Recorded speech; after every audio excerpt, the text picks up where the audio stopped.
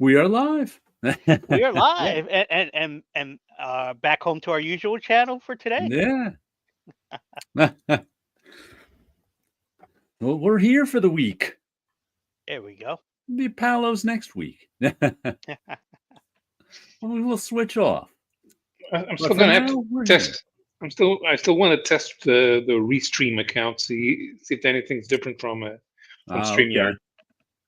Why not? Why not, I say? Did you make it to the comic shop this week, Wilson? I did not. I had all the plans to go today, but it was raining and I just didn't want to go outside. I was like, I got my work done early. Like I did a lot of work yesterday and even last night. I was like, I got 5 pages left. I'll get up early and crank them out in the morning. So I overslept. But I got up and did those 5 pages in like an hour. Like I took my time, got it done, sent it out, and that was it. That was my main work for today.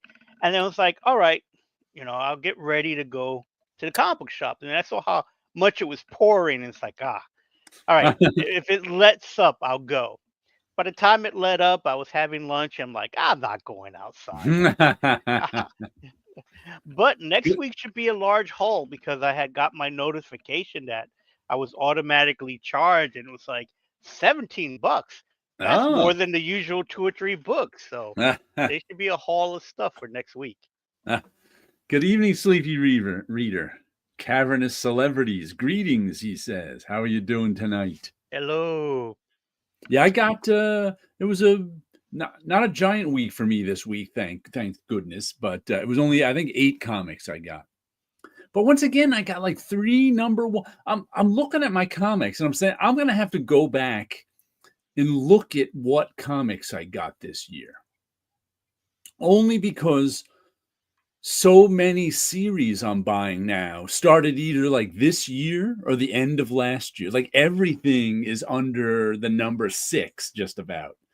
But it's just like it's amazing to me how many new comics I've been getting and what happened to all the old ones. I don't Right. know.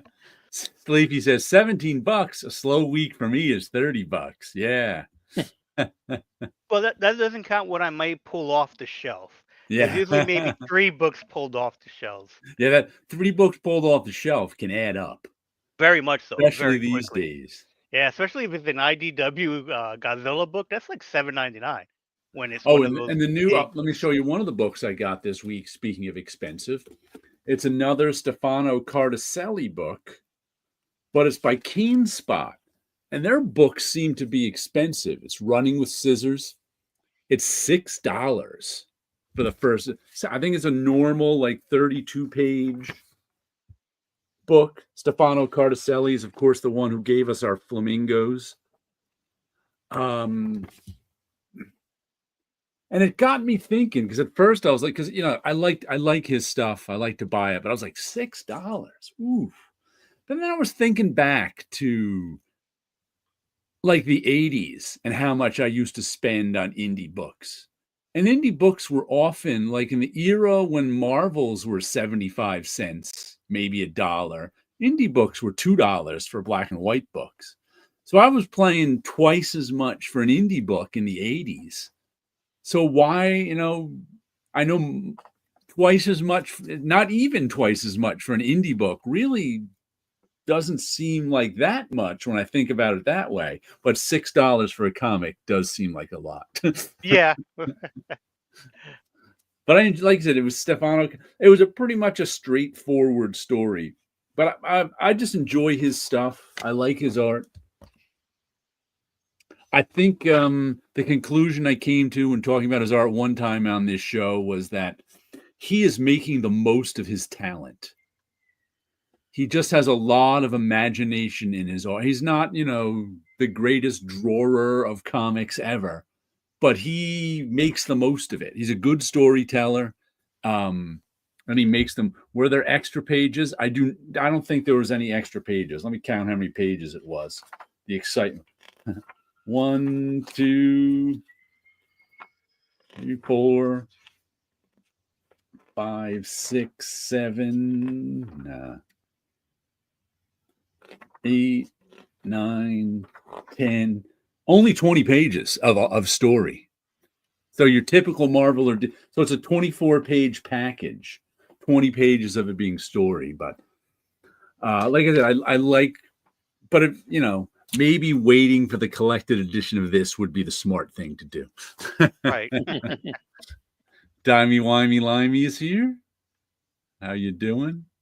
Because $6 an issue. Whew.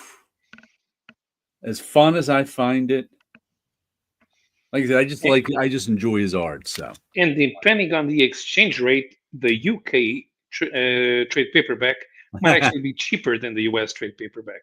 There you go. That's actually true. I've bought Marvel stuff from Marvel UK, Panini. That was cheaper than the US version. Had a different cover too, and different trade dress. Happy Mother's Day to all you mothers at 62 Lefty Blues. In Portugal, Mother's Day was last weekend. Oh, I have to show you. You may recognize this cover from last week's Reed Ripon Slab, the MacArthur is a sexist asshole cover. Very cool. First of all, I have to tell you about my new $10 limit. In that, so far this year, I seem to have spent a lot of money. I think I had like 2 $300 art supply orders. Spent $150 on an Apple Watch. I don't know how. I don't know why.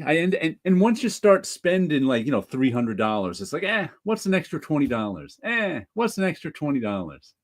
Not that I don't have the money. Not that I didn't pay it off. But it's like, ooh, I gotta slow down on my spending and budget a little more. So I said to myself, you know what? For the next couple of months, I'm gonna have a $10 limit of anything I buy like online. Where that means I'm probably gonna get no new collected editions or trade paperbacks because I got plenty on my shelf that I haven't read. So when I went to look, it was like after our show last week, I was like, let me see how much that cover is. It's a Wonder Woman from 1977, so it shouldn't be that expensive. But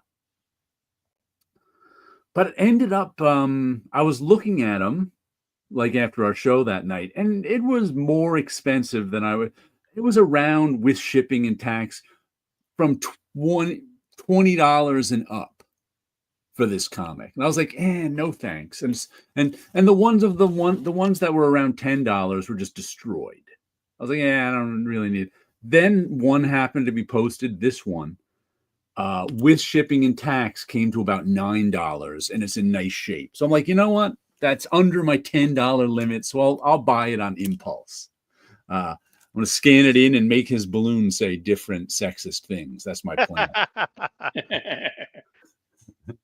No, it's just sort of on a lark. I decided to give it like it.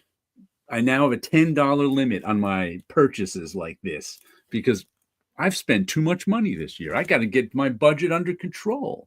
I figured I'd show that to you guys just because it's amusing. And this is Wonder Woman 237. I'd call it mid-grade, a 7. It's not destroyed like so many I've seen. It's got pressable defects. If you want to press it, you might get a 7.5 from CGC. That makes all the differences. It makes all the difference, doesn't it? There was only one of these that was CGC'd on eBay. And it was like, I don't even remember. The grade wasn't particularly high. It was like an 8. And it was like $200. I'm like, yeah, sure. Yeah, okay. Yeah, sure. No problem. Amazing. Hey, Mother Lefty. Sleepy readers, that big art school money is bottomless, isn't it? It isn't bottomless. Big art school money. No, not bottomless. But it is nice to have a regular paycheck. I've had freelance paychecks. I was just being nostalgic about I'm sure Wilson has some days like this where you're watching the mailbox for a check. Oh yeah, there's plenty of days I that mean, you're watching the nowadays, mailbox, and now I'm watching either PayPal yeah, or I'm watching my bank account where right. it's Now like, it's when am digital. I going to get? I'm watching my phone to get the notification, Right. that the money was sent in, and it's like, you know, why is the work always a rush, but the money itself I, trickles? I can remember there were times like the mailbox is right in front of my window in front of me here. I'd be like, mailman's here. Come on, come on, come on, check, check, check. And I'd rush out there, no check. Like, Yep, and that's the worst part. You know the time the mailman's going to show up, yeah. and it's like, and it's like the same thing with the sense of now that we have the city. I don't know if you guys have the like the regular mail tracking information. It kind of lets you know, Oh yeah. UPS lets you know what's on its way. Right. And it's kind of good because then you're like, okay, you get an idea when it was shipped, Right. where maybe in the system is, and then then they play around with the names of stuff that it reached here, but it's yeah. not really here. It reached the facility that is going to go through, and then it reaches a closer facility, and then it's in your local facility, and then it's on its way. But on its way, where is it here? And again, it's one of those I've things. It's tried like, not checked since this was all the day, but I've like ordered something and tracked it, and usually that's how it goes. You look on you go to the click on the tracking number, and yeah, it tells you where it is in the system. Left California. Oh, it's in Pennsylvania. Oh, it made it to Newark, New Jersey. Oh, it's on its way to White Plains. I think it goes to me a lot. uh-huh. Oh, it's on your local post office. I mean, I've had things go like reach White Plains and all of a sudden turn around and go backwards. Yes. And I'm like, I've had it. It's in New Jersey. Okay, that's closer. That's closer. Now it's in Kentucky. What the hell is it doing in Kentucky? I've and I've I've also I've had had that plenty of times, especially and I've when I'm also had ordering stuff. stuff that said into White Plains and then say delivered. And I'm like, Yeah. no. This has if it hasn't even made it to my local post office, it's not delivered. And then it would show up in like Kentucky. And I'd be like, oh Yep. well, we'll see where this is going. Yep. That's why again, it's like, oh, this is nice information to have, but at the same time, it's like this thing's lying to me. It has to be lying to me. But still, it would have been nice to have that in the days when we were being mailed checks. Yes. Were you ever mailed checks, Paolo? No, that's No. not even legal. No? It I shouldn't be. I've had checks lost. I've had checks lost and then cashed somewhere else, and it's like it never reached me. And that's why it was good working for a large company like DC. yeah. DC has sent out a large check for me, and I never received it.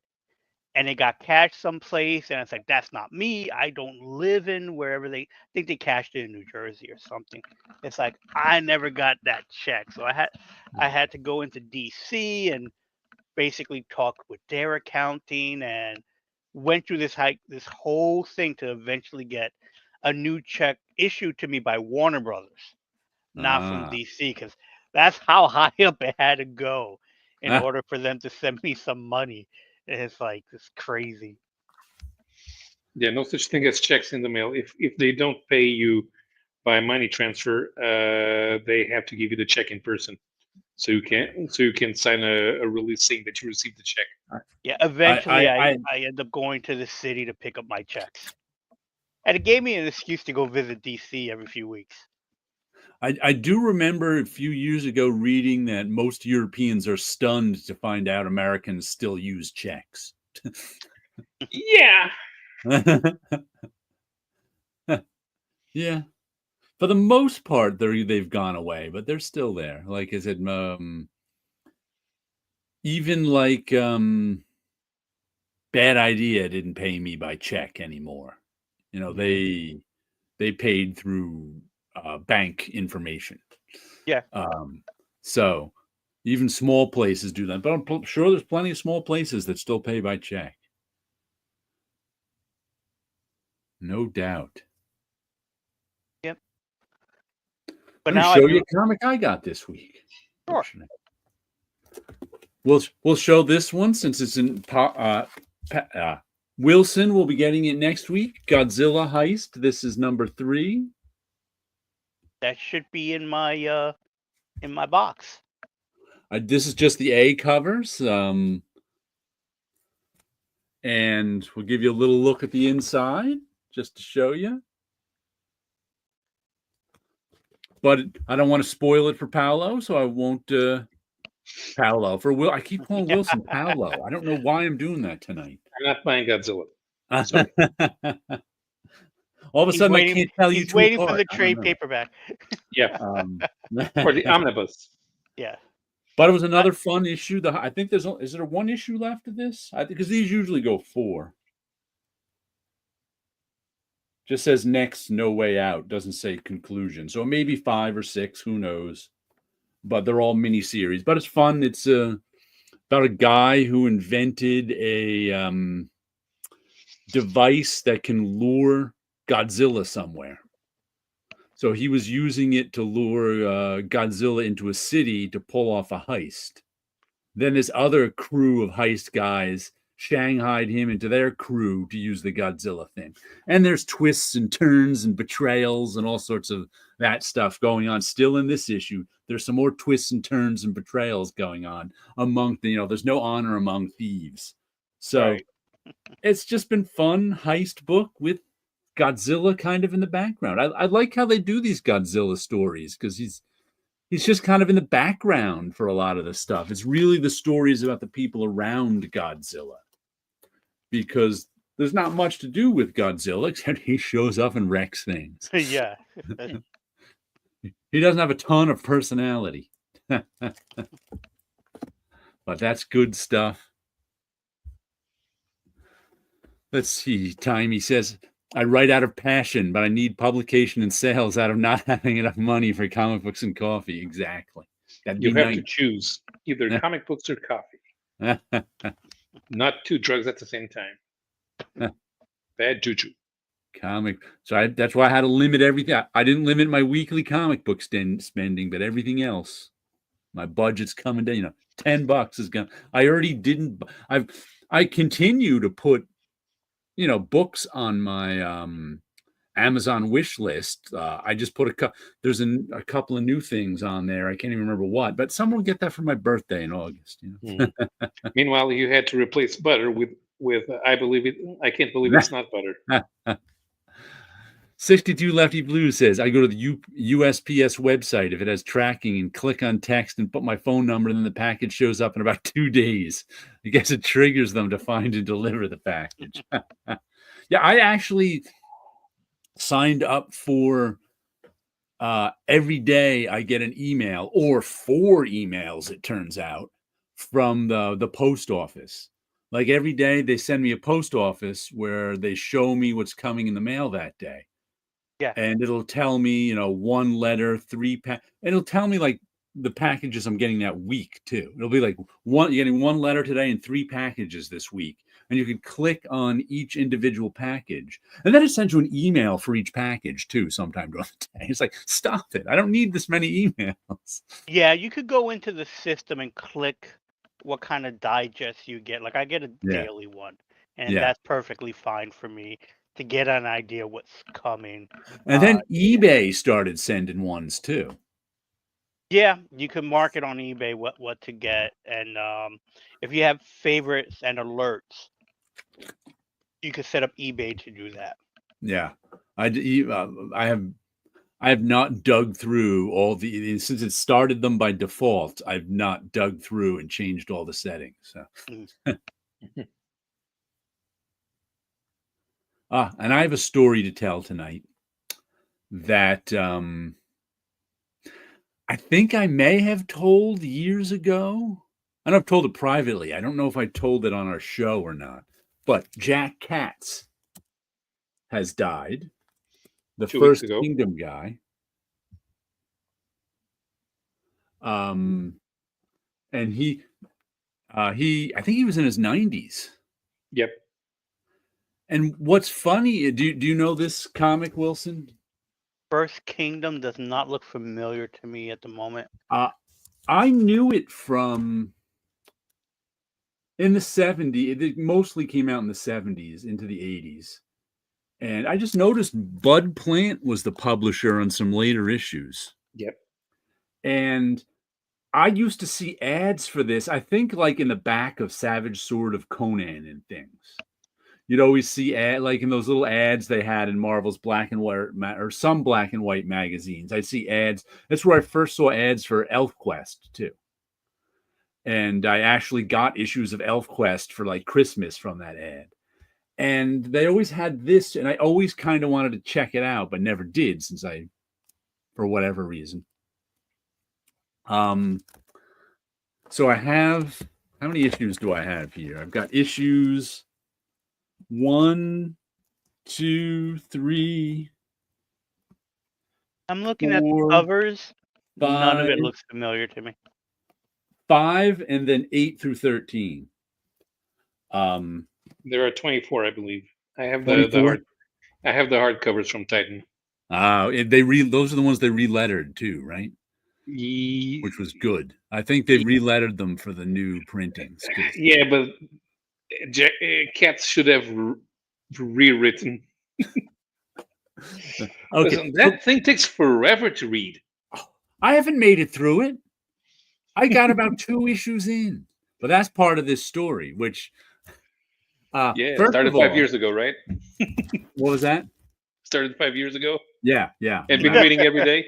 I was reading a little bit, and I just gave up. I was like, but I tried reading these are John Romita's copies. Nice. If you look in issue 3, first 3 issues are signed, and the third issue has the first 2 are just signed Jack Katz. And if we look in here, it says, "To John from Jack Katz." And the way I got these, and this is why I didn't want to tell this story publicly to all the people involved were dead. Yeah. And I actually wrote a blog about it, but I never posted it. I was early 90s. I was walking by our friend Steve Bunch's desk in the Marvel bullpen, and he happened to have these out on his desk. And I picked one up and went, "Oh, I always wanted to get these from the ad," and Bunch picked them up and handed them to me and went, "Here they are. They're yours. No backsies."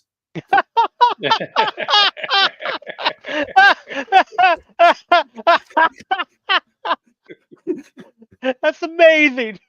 And I went, "What?" He's like, "Oh, that book is unreadable." And he's like, "And they're John's copies. That's exactly how he gave them to me." So Bunch walked into John Romita's office and looked at them and went, "Oh, the First Kingdom." And John Romita handed them to him and said, "They're yours, no backsies." That's amazing. That's just wow. So that's how I ended up with John Romita's copies of the First Kingdom.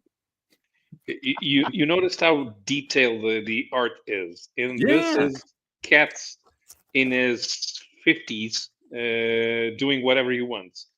We'll show you a little Because of the art. he had to stop working for the comic book industry in the 1950s Yeah. because he was too slow. Let me show you a little of the. And he didn't have not even half the details in the 50s that he has on that.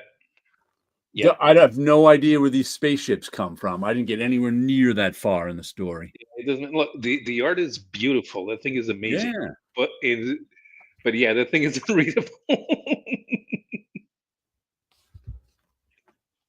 I found the only way I could read it was to treat it like I was reading it digitally, and I was treating it like a Sunday strip. I'd read one page a day. And I kind of liked it that way, but I kind of lost interest after 2 issues. Right, It's because hard to read the whole thing that that way. thing goes nowhere. It takes It's forever not. to read a page, and then it goes nowhere. It is. And you know what's funny? I always thought Jack Katz was like an outsider artist because I But no, never saw him mentioned anywhere except the First Kingdom. But right, because he worked in the Golden Age. exactly, it's that thing that all that normal fans do. If it exists before Silver Age superheroes, we don't care. Mhm. And that was Jack Katz. Yeah, but I knew who some of the Golden Age artists were because they'd show up in Golden Age stuff. But I never saw Jack Katz stuff anywhere.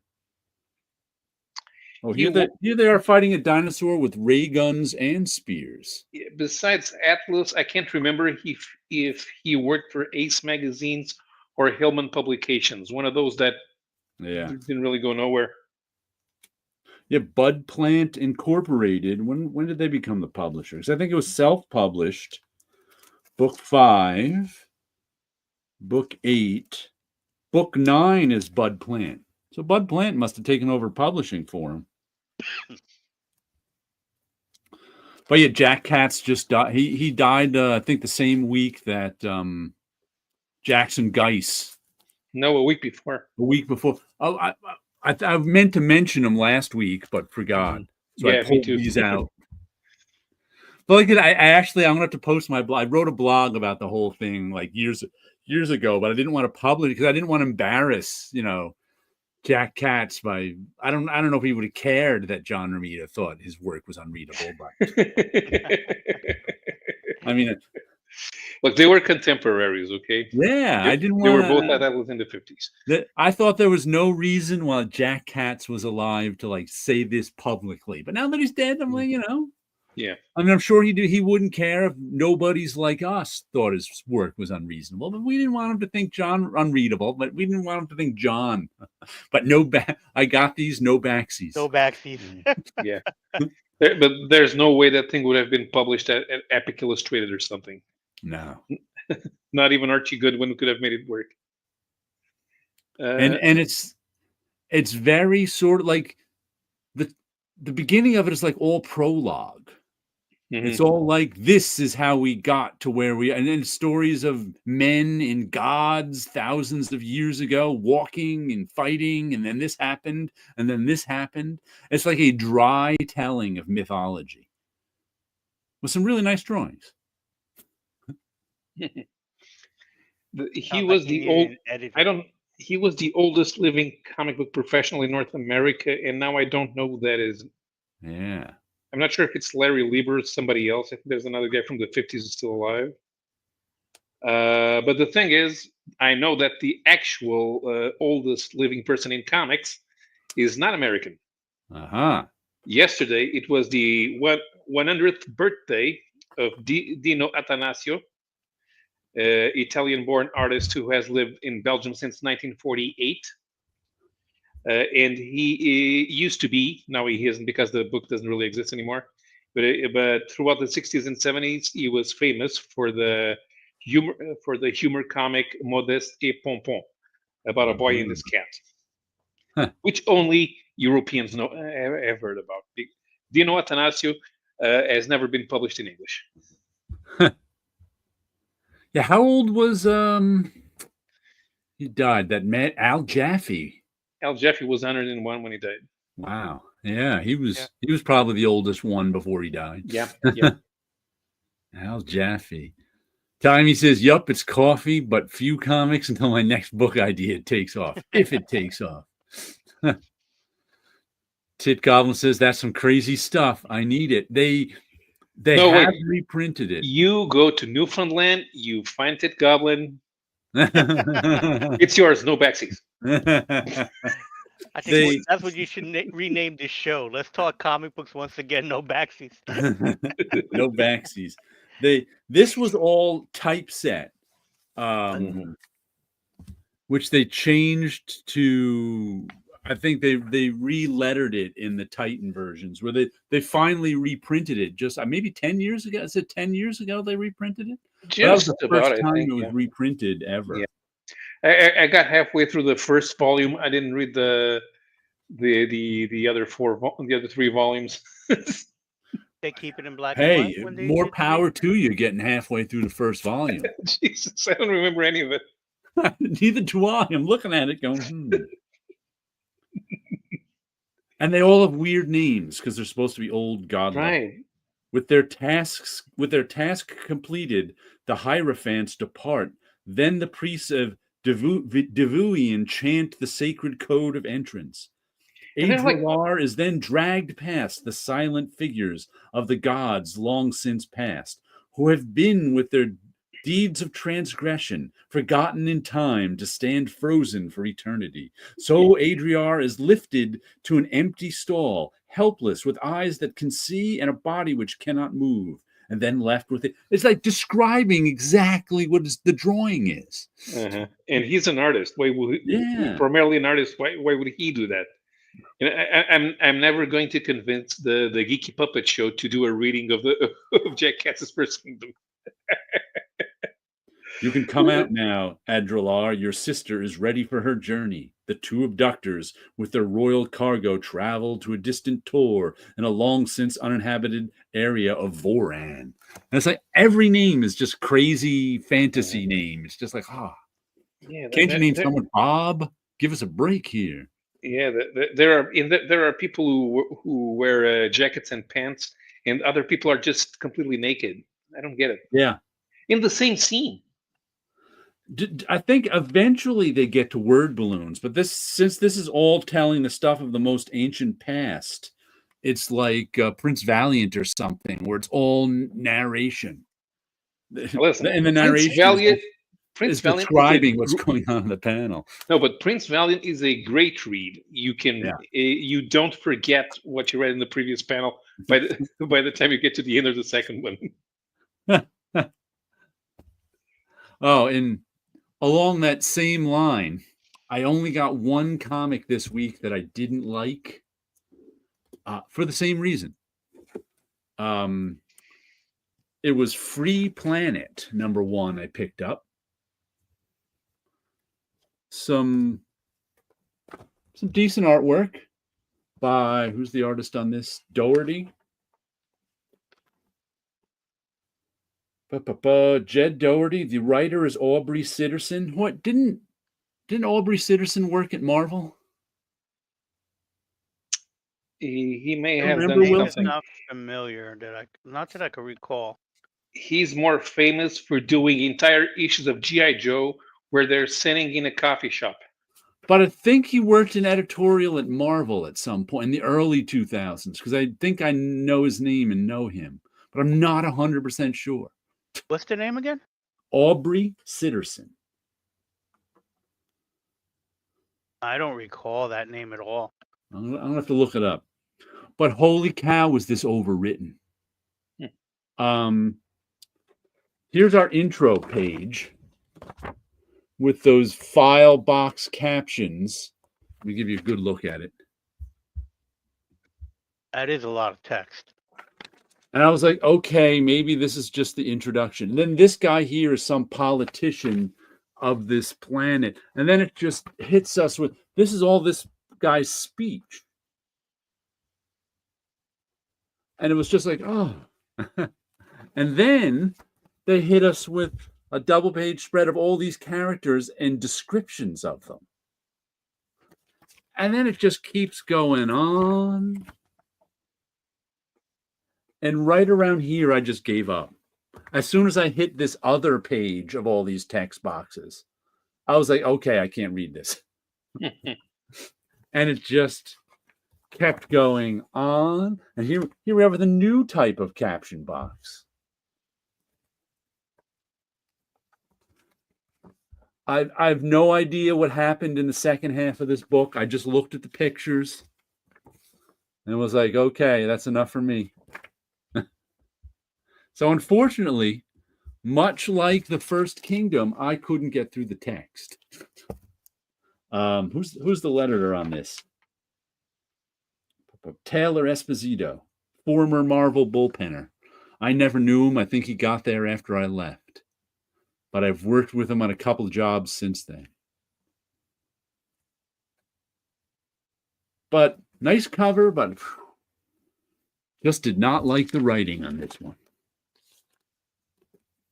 I think one of the 3 number ones I got this week. It's like, whoa. Number ones to the left of us, number ones to the right. Yea, though I go into the valley of first issues, I shall fear no first issues.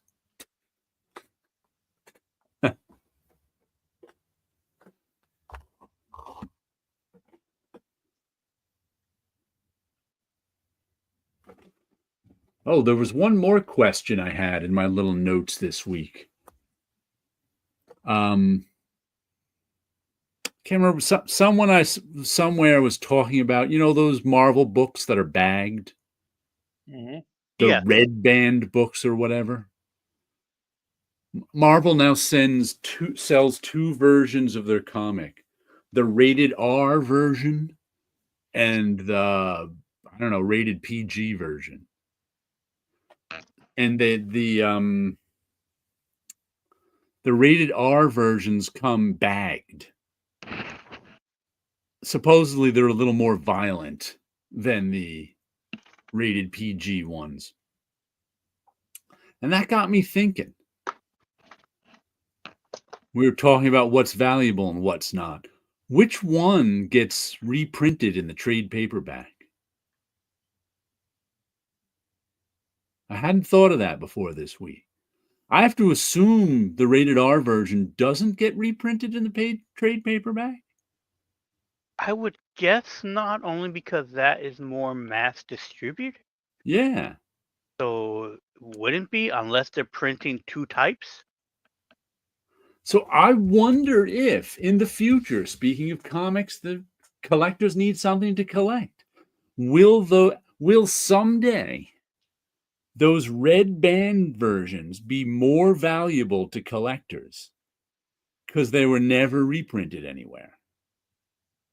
The only place you can get the version, that particular version of the comic, is in those red band bags. To me, that's more of a different edition than newsstand and direct. There's actually something different about the comic. Yeah, I would agree that it would be something that is, as we mentioned before, I guess not necessarily more collectible, but something else to collect. Yeah. But I've seen nobody talk about that yet. But it takes years for this stuff to catch on. But I would think sometime in the future, those red band ones might be more valuable. Like if there's who is the latest like Marvel character to be valuable? Maybe Miles Morales.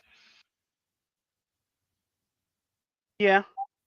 Maybe if like the next Miles Morales or whoever character appears in both the red band and the regular, the red band will be more valuable.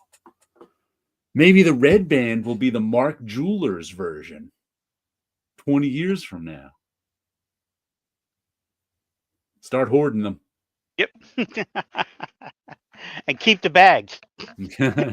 See, that's what I wonder too now.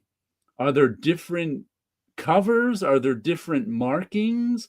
Because nowadays people don't keep stuff in the bag because you want it CGC'd. And you will get a low, and the bags usually, if you keep it in the bag, it will usually cause you to get a lower grade.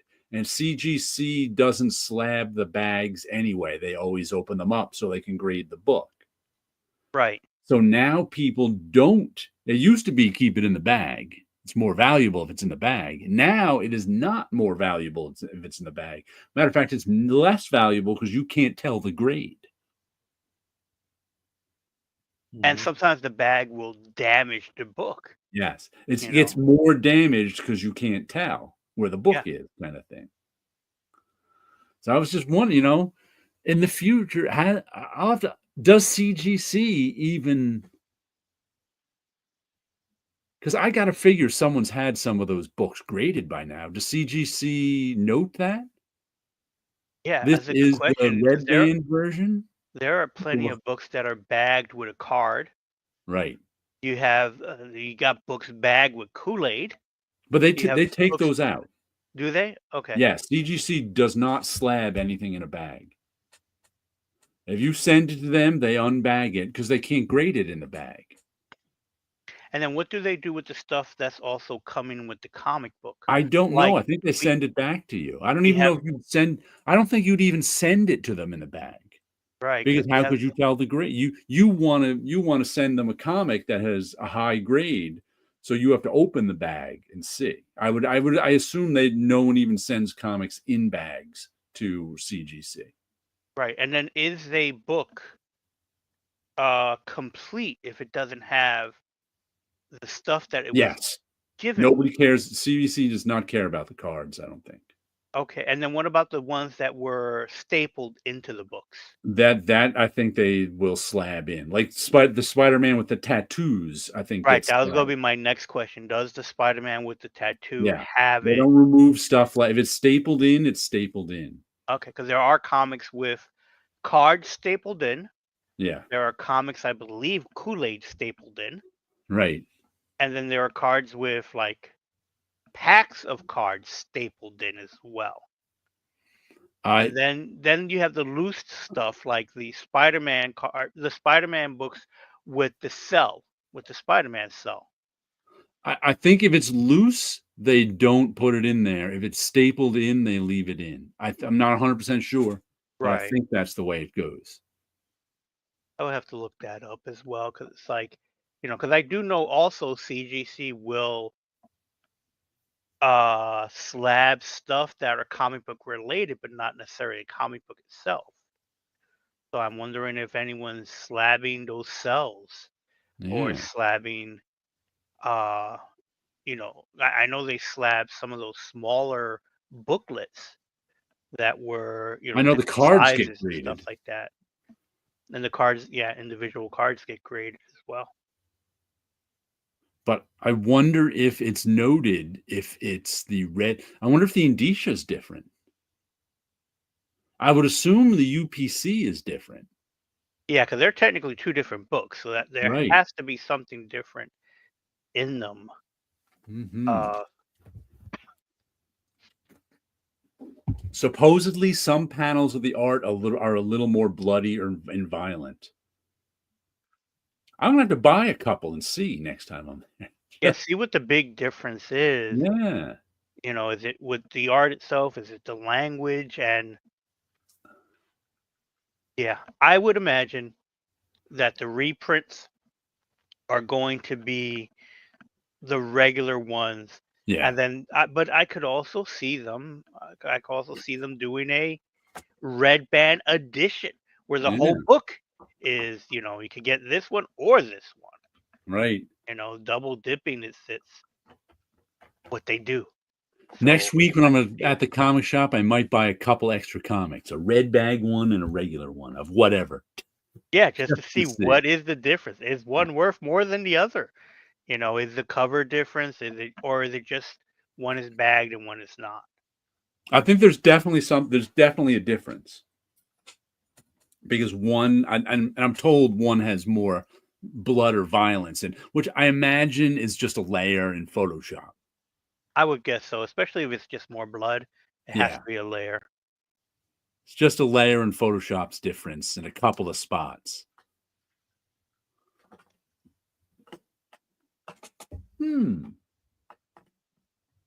Weird stuff in comics.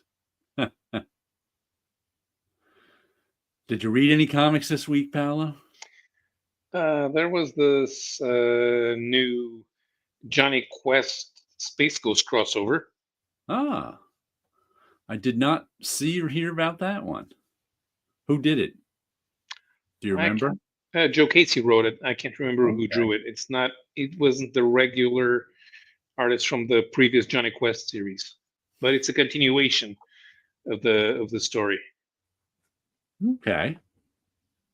Because remember, they went into the future the last time, and they met their older selves, and they had to fight an AI who thought it was Doctor Zen. Joe Casey's a pretty good writer. I haven't read a ton of his stuff, but what I've read of his, I've enjoyed. Like that Godzilla Spider-Man, I think he wrote, right? Yeah, I believe so. Did you read that, Wilson? I have not. Okay, just I have checking. not read it yet. Just checking. I think the first Joe Casey that I wrote was when he was in Cable with Jose Ladron. Yeah. I don't think I read more than an issue of that. I remember looking at the art, but I don't remember reading it. Well, it's pretty good. Here's the thing: Ladron was this guy who couldn't decide if he was a clone of manga, a clone of Kirby, or a clone of Mobius. His art was He did a little bit of everything. Yeah, but he managed to integrate all the styles. You read his first issue of Cable and his last issue of Cable, and you can see the guy progressing. Yeah. And by the time we get to the end, he's got this style that's still everything at once, but now you can tell that there's that he has now his own style. So after he quit he quit mainstream comics, and he went in and done the thing with Richard Starking's Hippopotamus. That's where he really came onto his own, and everything coalesced into something. So now you read Ladron, it doesn't look not anything like what he was doing at Marvel. Has he done anything lately? The last thing that he's doing European stuff. Okay. He did a sequel. He worked with Alejandro Jodorowsky, and he did a sequel of one in comic book format, 3 albums of Jodorowsky's one of Jodorowsky's 1970s movies.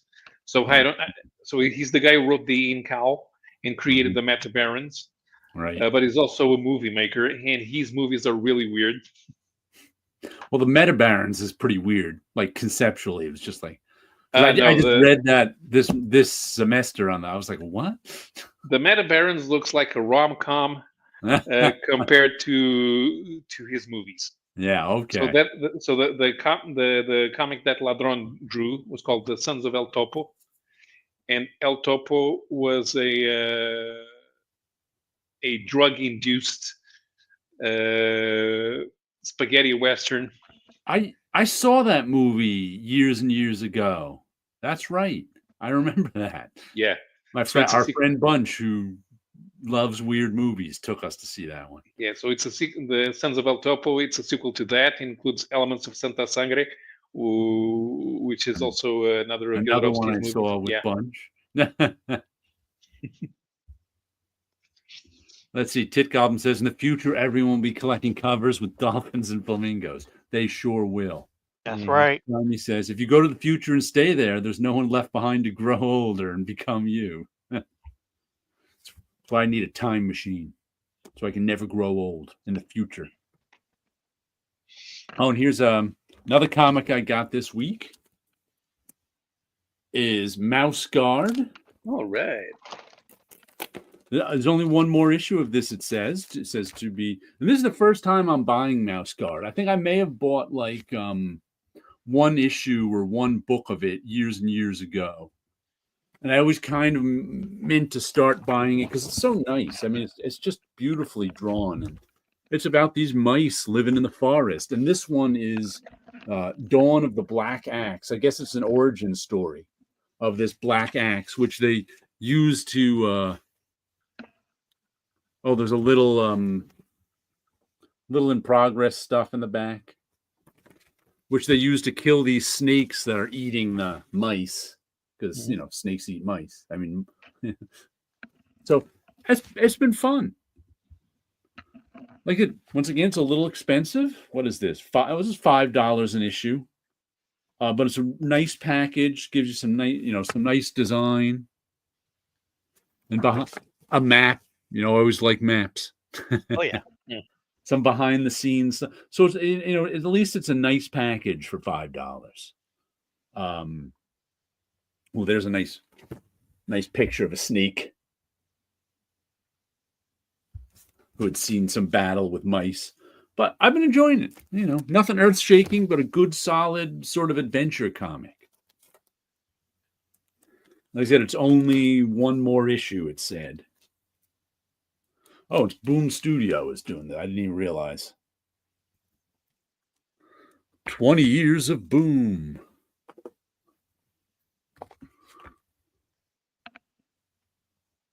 I forgot to write it down, but I saw something about one of these smaller press publishers. I don't know if it was Boom or one of the other ones that their CEO got arrested. Oh, I'm trying to see if I could find it. It was I did something I not saw on see that anywhere. Facebook, but it was like, but it was one of the smaller companies. I think might have been whatever Mike Martz was at before Matt came. Aftershock? It may have been Aftershock, but I don't recall Put it in the headline. Aftershock and Yeah, arrest it. let's See see. what comes up. I also got a couple of Great Gatsby things under yeah? $10. I got another. I'm buying these just for their covers. It's like a comic book. Another version of the Great Gatsby I bought just for its cover, but it's also got some supplemental material in the back, so I'll read that. It was, I can't even remember. They're like $6, $8. And then I bought this, once again, under $10. New essays on the Great Gatsby. New being relative, because the book is from 1985. Cambridge University Press. I was just like, all right, I'll read a few essays on the Great Gatsby. Why not? Gatsby's Long Shadow. I like that. It's from 1985. Essays by Matthew J. Broccoli, Richard Anderson, Roger Lewis, Susan Resnick Parr, Keith E. Ebley. Anyone else? And George Garrett. I have no idea who any of those people are. They must be academics from the time.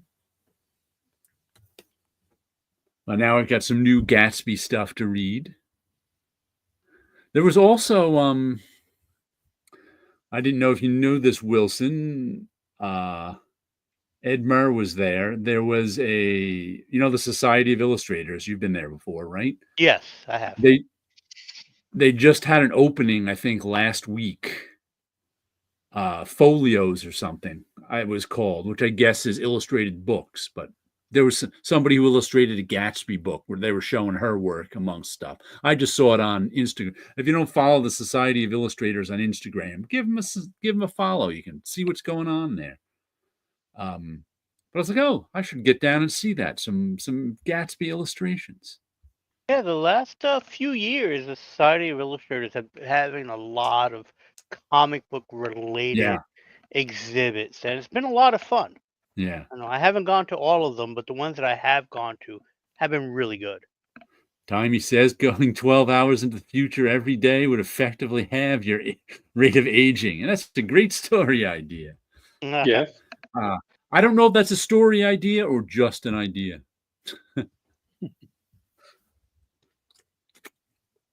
But you have to come up with a story around that idea. That's always the trickiest part. I got a great story for you. A guy goes 12 hours into the future. Huh? Oh, speaking of stories, it always happens. I get a group of people wanting to follow me on Facebook or be a Facebook friend. So I was like, all right. I look at it, I see the mutuals and what have you. And usually there's never a problem. I click on friend and stuff like that. But there's always one that maybe 5 minutes after I friend them, it's more of like, hey, I got this comic book idea. And it's like, it won't take much of your time. And I usually go to ignore it, and it's like, it's not. It's a. I guess it's a comic book idea, but it's usually a movie, and it's usually someone who wrote a script, but it's a comic book thing because it's like, oh, comic book movies are making money, so he obviously has an idea to do a comic book movie, but no comic book exists. And so all of a sudden, it's like I get these things, and he hasn't sent me a script or anything because usually I say, "Don't send me a script. I do not need to read. I do not need to read another movie script." I don't know why, but this year has been people have been asking me to read their movie scripts. And it's like I don't make movies. I can't tell you anything about it other than the one that I read. It was like this would make a terrible comic book. And it would make a barely watchable movie unless you're really into the niche. Meaning, like, recently I had watched the movie about Tetris and how it got made. And I found it fascinating because it's a period piece because, it goes back to when Tetris was created. So Right. that was interesting. And there's an intrigue in there about who owns the idea because it was made by the state or by a state worker, stuff like that. And then the next movie was about, in the similar vein of, I forget the phones with the typewriter on it, the Blackberries. the Blackberries. So it was interesting to watch the creation of Blackberries.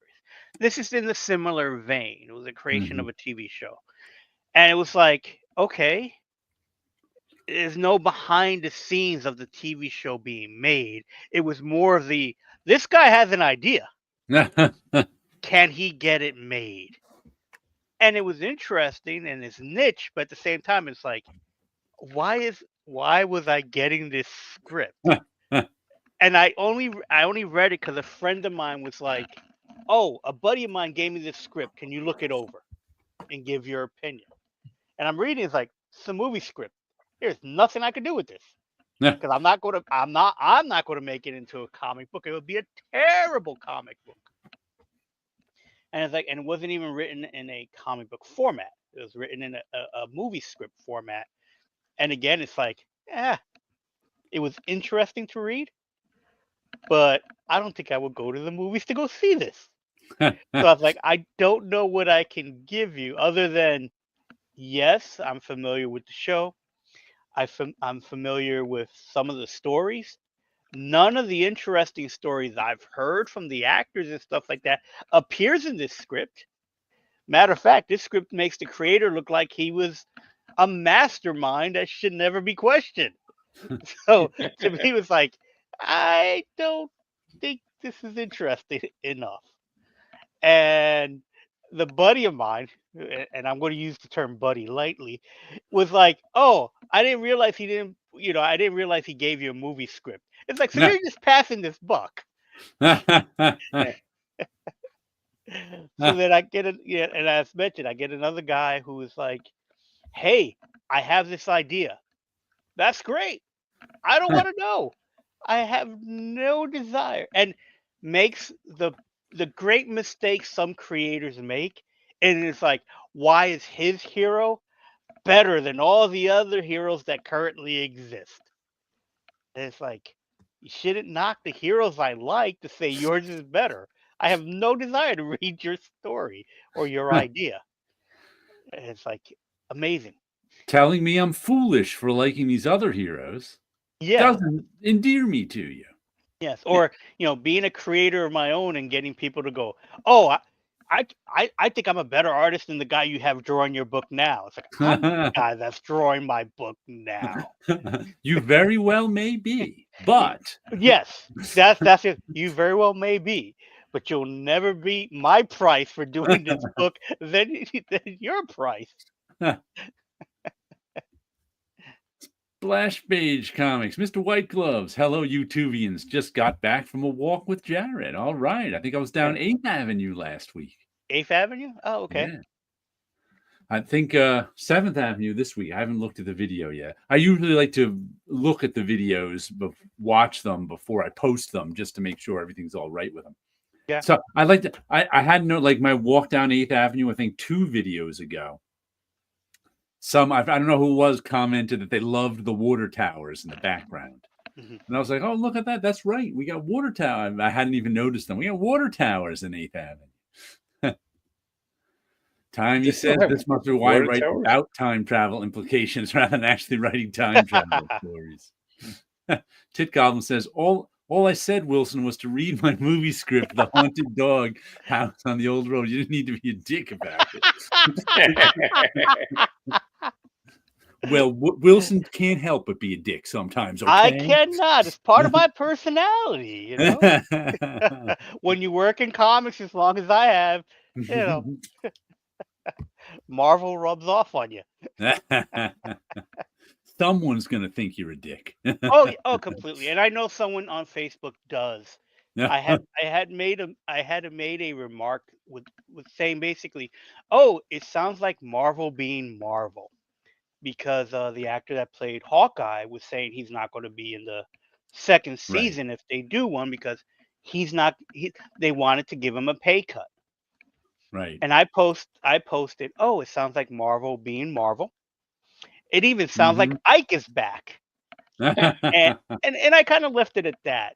And one of these new guys popped up and it was like, "Oh, he says it wasn't Marvel, it was Disney."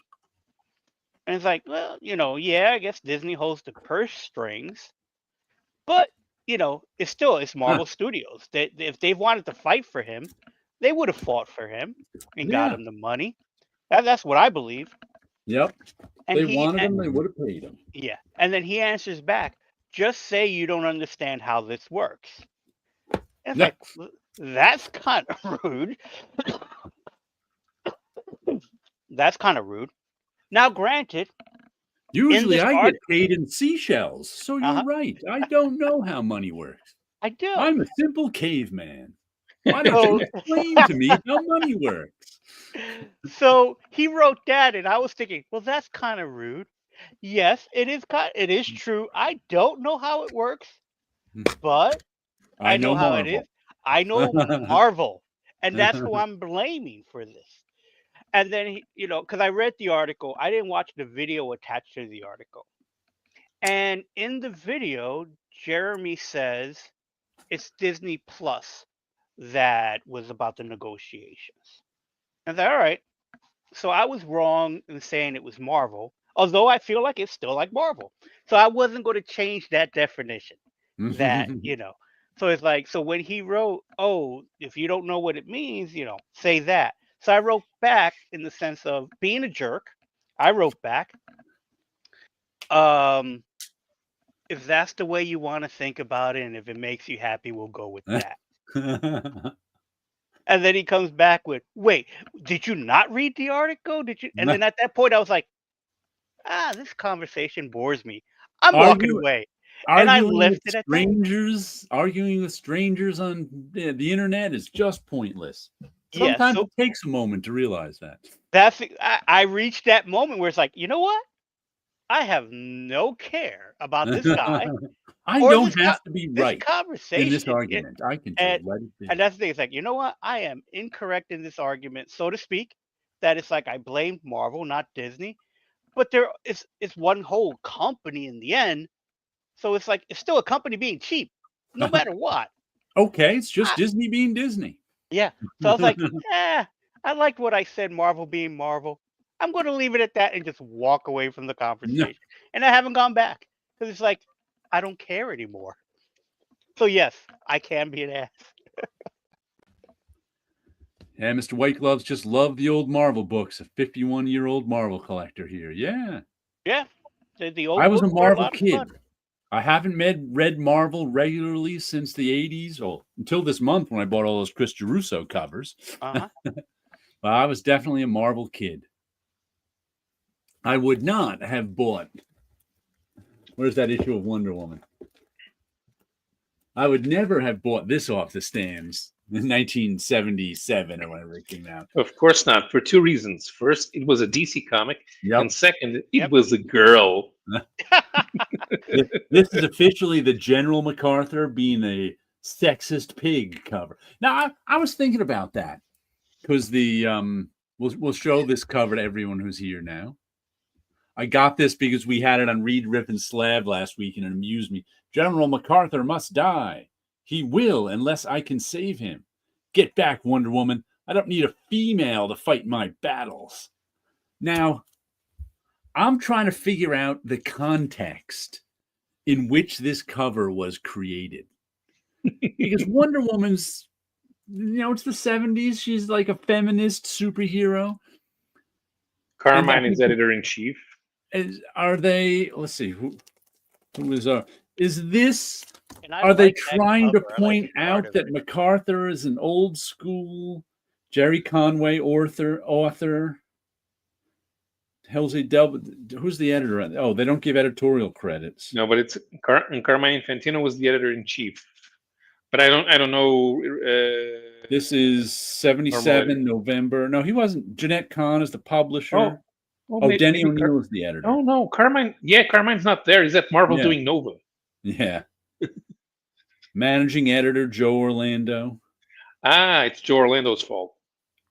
Vince Coletta was the art director at the time. I didn't realize that. Paul Levitz, editorial coordinator. Saul Harrison, president. And usually it's editorial that comes up with the word balloons and the cover stuff. So was this sort of meant as let's show what an old school sexist General MacArthur was? Or were the people who thought up this cover old school sexist? Was it supposed to be funny? Was it supposed to point out that Wonder Woman, that old generals still thought of Wonder Woman, and we're sexist towards Wonder Woman? I was like, I can't figure out if it's supposed to be sexist. It's sexist just because of the nature of the people at the time. I think it was sexist on purpose. Near as I can figure, it's sexist on purpose. They're trying to show what Wonder Woman has to go through. But it's funny they picked a real life person, General MacArthur, to make sexist. I don't need. Or are they just showing him trying to be more macho than they don't want to show General MacArthur in a position of weakness. So they show him I don't need you, and he's got a gun pointed at the bug alien. What do you think? Do you think it's sexist on purpose or not? I don't know. So this book is printed what year? 1971? 77, but it takes place in the 40s, I believe. Right. So I think it's the 77 mindset of that. In the 40s, all the men would have been sexist towards Wonder Woman. It's the 77 mindset looking back at the 1940s. Yes. I mean, right. So it's probably Danny O'Neil. Yeah, could be. He's the editor, and that's who usually came up with this stuff. Ah, cool! You got the bug guy cover. That's a bug guy key. Yeah, yeah. Good evening, Comic Crack. That Wonder Woman is taking place in the 40s, I believe. Yes, I think so. Missing Mars. Is it supposed to be sexist for the bug guy? Well, you see, that bug is probably gender neutral. Yeah, the bug could be female for all we know. We can't tell. But that's what I was like, am I laughing at this cover or with it? That's what I was trying to figure out. I think I'm laughing with it, but I don't think they meant it to be funny. Mm-hmm. They meant it to be socially conscious. Yeah, I guess they meant it to be like Wonder Woman will save him, even if he is a sexist pig. Yeah, even if he is a sexist pig, she's still saving him. And then it's weird that they made General MacArthur. So someone in editorial might have had a problem with General MacArthur too. Maybe. I mean, he wasn't universally loved. I'm sure there were some people in the army who weren't a fan of General, or people who weren't even in the army who weren't a fan of General MacArthur. Let's see. What is that bug guy's name anyway? Now I got to look it up. What issue number is that? 237.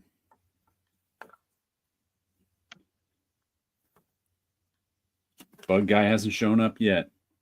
Lots of flashbacks. Hola, the mystery woman. Where is the bug guy? It's not till the very end. It's after the general, but it ain't no good. He just kind of shows up and bursts through a fence. Does he even have a name?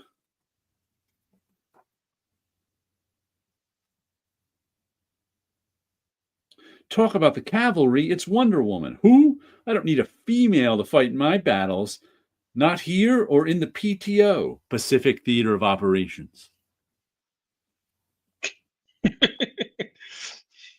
let's drop a little history lesson. See, the issue before that and the issue after that are very generic kind of covers with very little text on it. So it was a shapeshifter.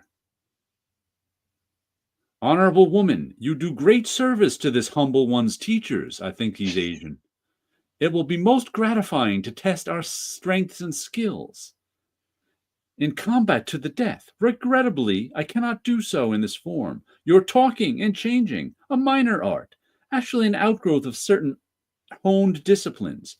As a master of the martial arts may assume the posture of certain animals for the purpose of concentration. By concentration, I can become those animals to kill. Did he just say he couldn't do that death in that form? The humble one's name is Kung. I am called the assassin. So there's what the guy really looks like. Okay, so I'm doing an explanation to tell you how awesome I am. By the way, I'm also humble. Yes. And then he turns into, you cannot stop this humble one, for in less than 10 seconds, you will be dead. He's transformed again, bearing me back. Hera, stop me. I can't stop him. So then he turns into whatever that animal's supposed to be. And continues next issue. A bear or a cat? But he also says, it will be most gratifying to test our strengths and skills in combat to the death. Regrettably, I can't do so in this form. And then the next panel, he says, by concentration, I can become those animals to kill. Well, all right, so he can't do it in the one form, but he can do it in the other. I can't kill you in this form because people will know it's me. But if I turn into another creature, then I can kill you. Insect, I can't kill you. But as this bear cat, I can kill you. But that first appearance of Kung the Assassin, K-U-N-G. So yeah, that's a key. It's a quiet key. Nobody knows about it. Quiet key. Yep, you got to remember that. Until they bring Kung the humble assassin back. Yeah. Right. Once he appears in a movie, then we would correct him the humble key. I don't like the magenta, but I like the yin yang sweater. That makes absolutely no sense. He's Asian. It makes perfect sense. He needs a symbol, so we know because he's Asian. Right. Yes. Japanese, I would guess, since he's taking on MacArthur in World War II. But it's called Kung. Yeah, that's Chinese. You got me. Also, the yin yang is not the yeah.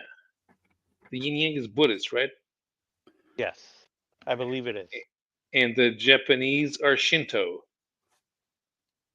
So everything about that is wrong.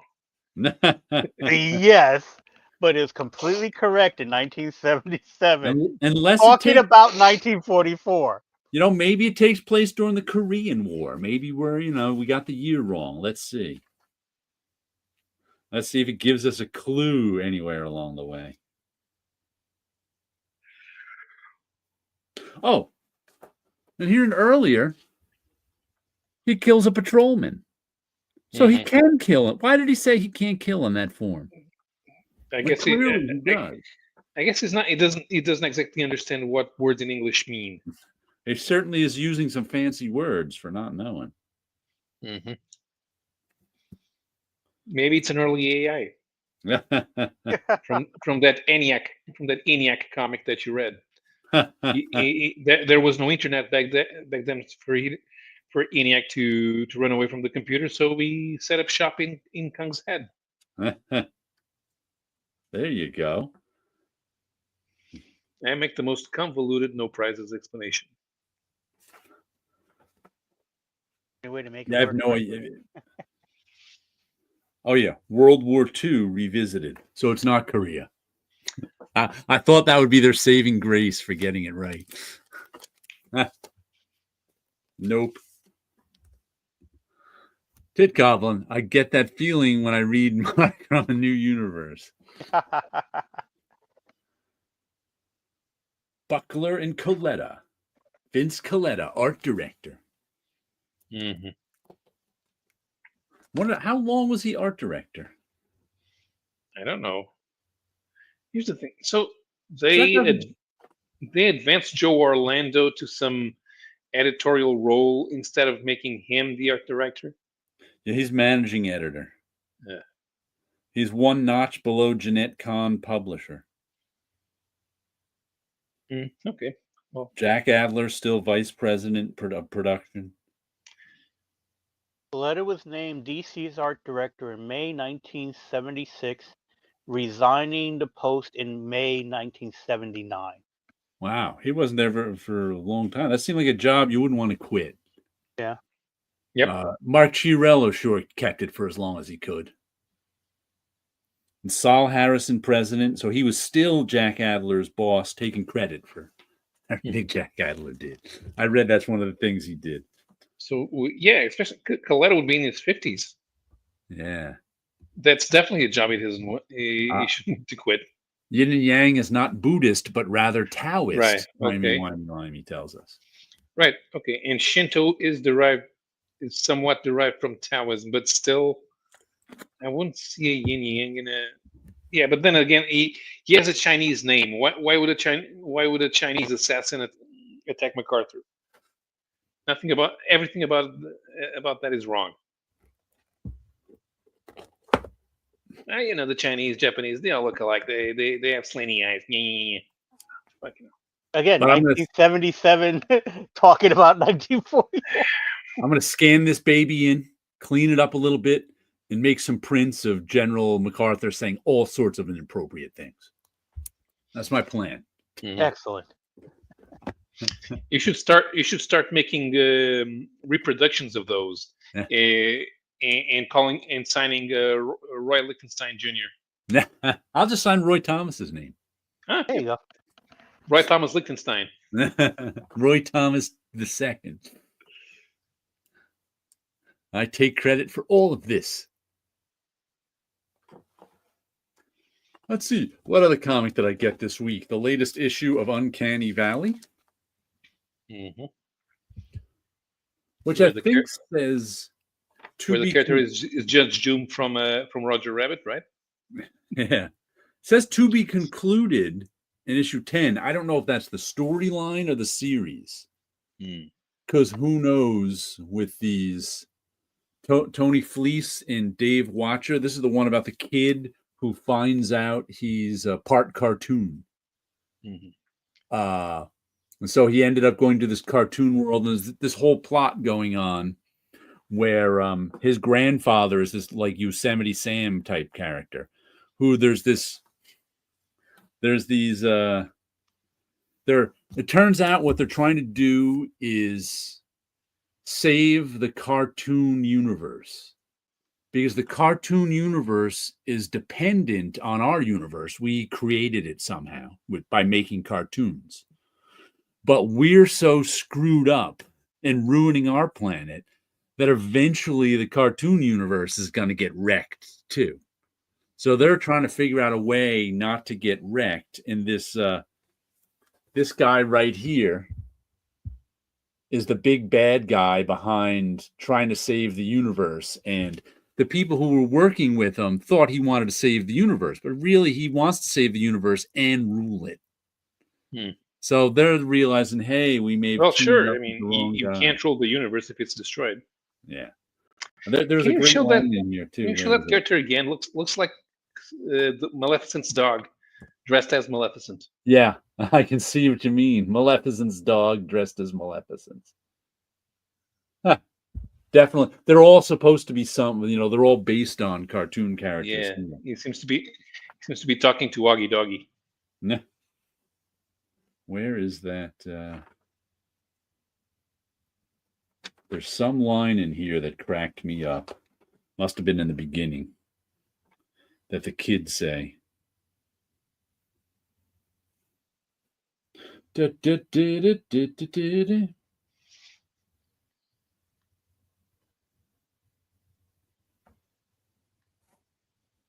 He says something like the guy's like, oh, he's not really evil. I'm talking about the big leader, and the kid was like, of course he's evil. We can always tell. You can tell the evil ones. They're all drawn evil.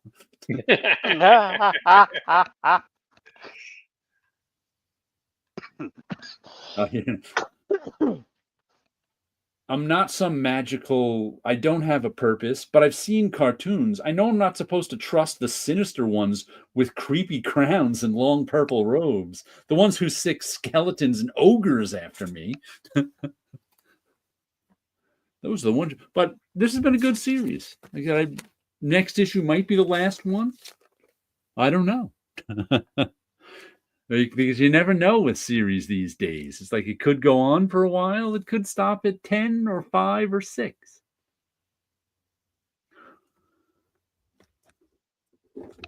Oh, I also picked up, let me show you these really quick, some free comic book day stuff that was left over. I'll show you this real quick. I only read a couple things. Got Godzilla, the New Heroes. A nice cover on that one. I didn't know Godzilla was doing a new comic book day thing. Yeah, I we got a would've free picked comic that book up. day one. We got Mark Spears Monsters, so I can finally check this out a little bit. Because I have no idea who Mark Spears is, really. Got, what is this? This is Post Malone's Big Rig. It's again, Post Malone is doing a comic book. Okay. We got The Phantom. I guess Mad Cave is doing The Phantom now. They have Flash Gordon and the Defenders of the Earth. They don't have an ongoing Phantom. We got Will Eisner is having a comic biography done of him. I read this one. It was all right. It was just a few pages from it. Street Fighter, Rival Schools. I looked through this one. It's goof. I'm just an old Street Fighter. I used to play Street Fighter in the early 90s, so I figured I'd check it out. And it's not worth buying as a comic book. Here's one of the EC comics from Oni. I like this cover on Black Mirror. This was kind of interesting in, let me show you this Black Mirror one first. It was interesting to read because he's like, what is it? This is a sample with some finished inks and some rough, so you can see how we made it. The final will be in full color. So we start out with, a comic with finished inks. And then we keep going. There's a good 10, 12 pages here. Then it turns to breakdowns, or the start of inks, it should be. Breakdown. Then it turns to pencils. So it was interesting reading it. Layouts, kind of. It was interesting reading it and watching it, the art kind of devolve in stages. That's actually pretty cool. Yeah, and it was pretty well done, I have to say. This was my favorite cover of the batch too. I just think I liked it, but it was pretty well done. This one made me interested in and it's of course related to the Black Mirror TV show. Yeah, I was going to ask, was there a connection? Yeah, they said someone And then there's Find Your... Oh, this is ID... Okay, this is IDW Dark. Beneath the Trees, 30 Days of Nights, Blood Honey, and Tuathu, something like that. I haven't checked that one out yet, but it's all the scary ones, I guess, from IDW. Then we got some Boom Studio stuff, 20th anniversary. I haven't looked at that one yet. And then finally, we've got new Fantastic Four #1 preview coming out. Yes, they're relaunching the Fantastic Four yet again. That was my free comic book day stuff. Or at least the stuff I had a vague interest in. Because there was plenty of other stuff. He's like, you want some of this? You want some of this? I'm like, no, that's okay. Because there was lots of kids stuff, too. Right. Which...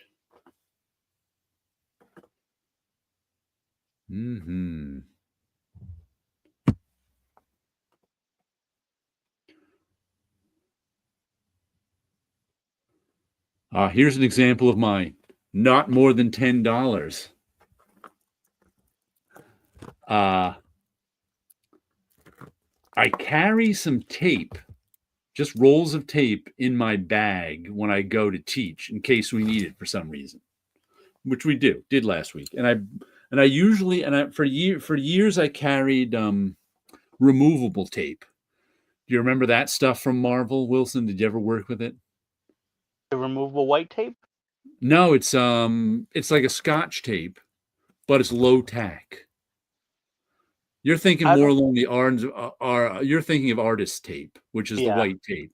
Right. Removable tape is even less tacked than that. Okay. Because the white tape is supposed to, you use it to keep your art down, and then you can pull it up and it doesn't tear your paper. Right. This won't even will tear your paper even less. It's got less tack on it. And I've been using it for years. It's for positioning stuff temporarily. And I use it in class a bit when we're hanging stuff up because I don't want to put like real Scotch tape on the wall or anything and have to clean it off. And then there's a couple of times I needed real Scotch tape, and I was like, you know what? Maybe I'll throw a roll of that in my bag too, which I did this semester, except I bought this, I don't know, some off-brand tape, and it is possibly the worst tape in the world.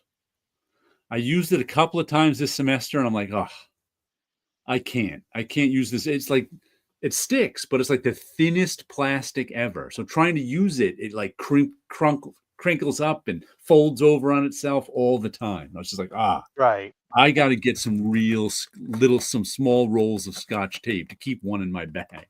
So I was looking on Amazon, of course, for Scotch tape, and I could get 6 rolls for like $9, or pardon me, 3 rolls for $9, or 6 rolls for like $15. And I was like, I am not going above that $10 threshold. I don't care if they're cheaper by roll. I don't really need 6 rolls either. I'm keeping it below $10 and only getting 3 rolls because these 3 rolls will last me a long time. But that's an example of me keeping it below $10, even though it was more economical to buy 6. I was like, you know what? I really don't need to spend the extra 5 because I really don't need the extra 3 rolls. Right. Especially since I have my big roll here. I don't know if I think I showed this when I first got it. In one of my art supply hauls,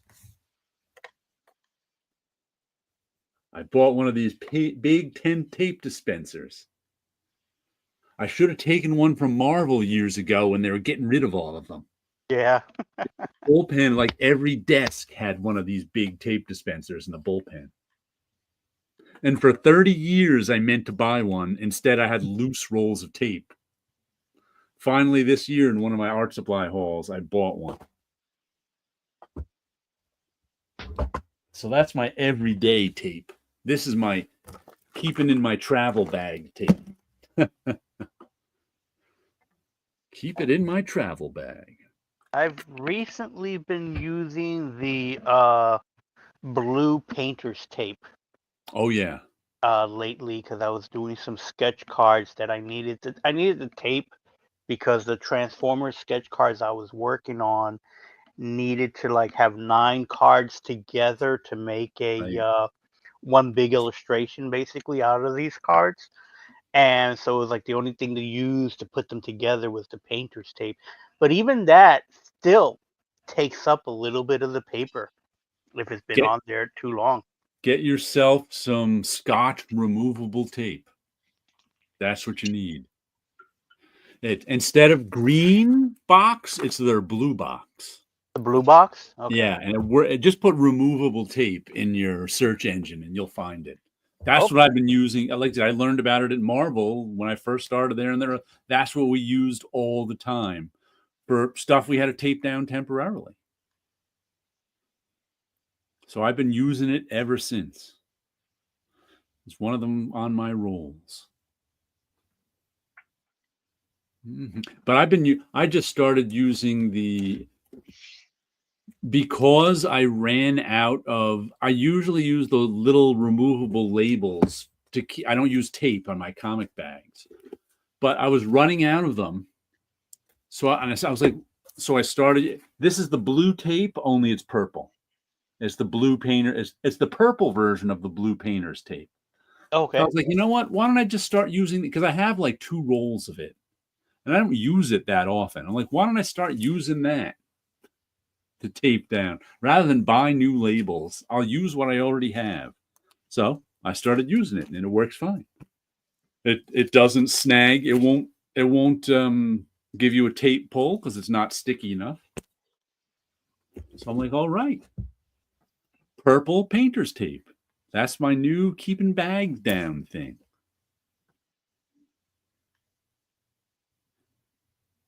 You need to keep your bags closed somehow. Oh yeah. Yeah, that's why I still like getting the self-sealed ones. So Anything else, I don't like. I don't like the self-sealed ones. I find them too hard to work.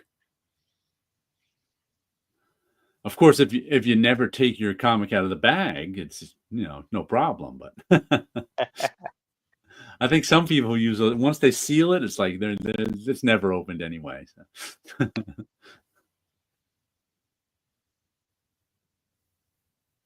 What do you use to seal your comic book bags, Paulo? And I don't put comics in bags. Then I have to take them out.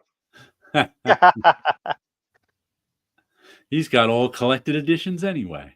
Mm-hmm. They don't fit in a bag. Well, they'll fit in like Silver Age bags and stuff like that. Yeah, they'll make a bag. Yeah, they make bags for collected edition. But how would I put a 1,200-page omnibus inside a bag? Oh, they got omnibus bags. Don't you worry. Yeah, the Bags Unlimited is what I use, and they have a bag for everything.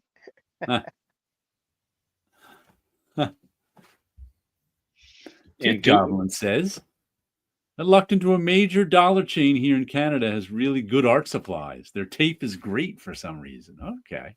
Nice. Dollar store art supply. How fugitive are they? That's the big question. Let's see, another one I got. The 3rd issue of Jump Scare. This has been pretty good. Who's doing it? Colin Bunn, Danny Luckart, and Jim Campbell. She's the one. She takes place in a world of superheroes. And at some point in time, there was an alien invasion or an invasion from another dimension. I don't remember which. The superheroes drove it off, but there was some residue left behind.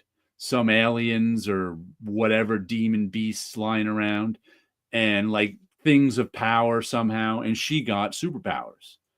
She's got your basic superpowers. She's, strong, fast, a little invulnerable. But she can also call up the weapons of horror movie monsters. So, she needs a chainsaw. She gets the chainsaw from Texas Chainsaw Massacre or whatever. So, and she has limited teleportation power as long as nobody's looking at her. Hence, jump scare. So she can teleport next to you to jump scare you. But if you're looking at her, she can't do that. That's how powers work. That's how powers work.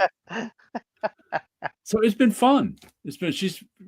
She's fighting monsters. Now the plot got a little more complicated with her having to fight even bigger monsters. But the artwork's terrific, and it's been a fun comic jump scare. Worth checking out. And I just noticed there's a knife in the logo. Oh, I got to show you this now. Took me to the third issue to look at the logo and see the cross on the A is a knife. Ah, okay. We'll give you a little look at the art inside. The art is fun. Now that I look at it, it's reminding me a little bit of Tony Daniels, especially on Ex Machina, when the guy had a similar mask drawn with similar detail.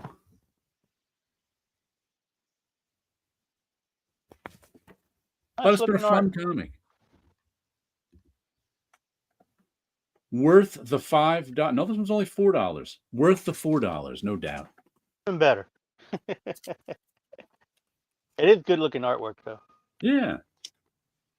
A nice one. Jump scare. Boo.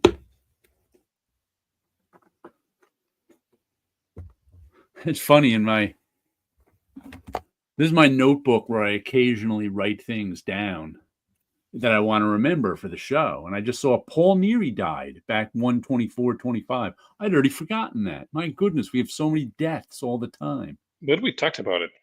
We did, because yeah. I wrote it down. I know we talked about it. I somehow have already forgotten just 3 months later. Yeah, there's been a few times where I'll read something and it's like, the late so-and-so, and it's like, wait, oh yeah, he did pass, and it kind of like goes away, so to speak. You're not thinking about it. I mentioned when Mike Deodato's father died, and nobody cared because Mike Deodato's father was not really published in the U.S. Right. Boy, just my notes from a year ago. Bob Birnborn died. Ed Piskor died. Mm-hmm. Piskor was killed. Tom Luth died. Peter Gillis died. Yep. Boy, my notes are all about people who died.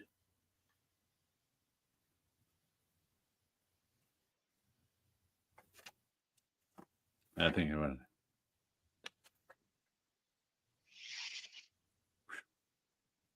All right, enough. My only notes this week were about the Red Band covers and Jack Katz, so I could remember to bring out these First Kingdom comics, which I completely forgot until I looked at my notes. Yeah, a Formula One driver died last weekend. His name was Jochen Mass. He drove in Formula One in the 1970s.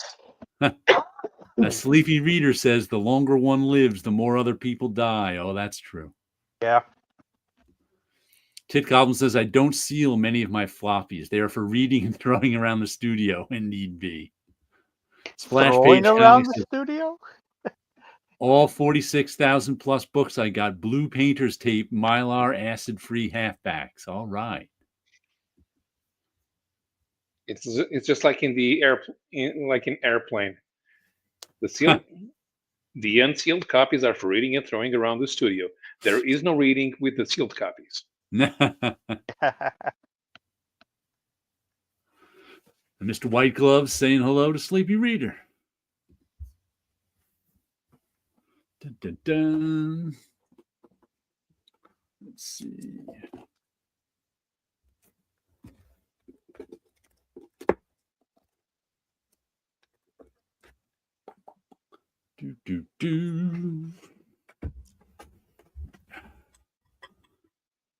I got to read some comics now. Now that I'm only buying $10, I have one shelf over here that has my To Be Read trade, my To Be Read trade paperbacks and collection on it. And it's got like all 4 volumes of the stuff before the first 4 volumes of the Corbin stuff. It's got there must be 15 books on it. I'm like, I really have to read some of these. Tit Goblin says, did anyone ever collect Dark Horse, The Residence Freak Show, or Richard Sala's 13 O'Clock? Those Slavery don't Reader sound says hello back. familiar to me. I don't think The Residents or the band? I didn't know Dark Horse did that. I remember the Residents appearing in something in the 90s. Like, what was it? It was a black and white indie book that the Residents appeared in. Those Annoying Post Brothers or something like that. But I don't remember. And I only started collecting Richard Sala's stuff like 5 years before he died, so I missed out on most of his stuff, and it's like all out of print now. But I've got a few things of his. Have you guys ever read any of Richard Sala's stuff? Nope. It doesn't sound familiar to me at all. I can't remember what books I have by him. He was one of these guys who was always doing stuff and always published by like Dark Horse or Fantagraphics. He had sort of I don't know how to describe it, a Charles Burns-ish style, a children's book artist kind of style. I wish I knew where my copies were offhand, but they're somewhere in here. But no, I did not read 13. Oh, he did Delphine was a matter of fact, let me go back there and get an issue of that. I know right where that is.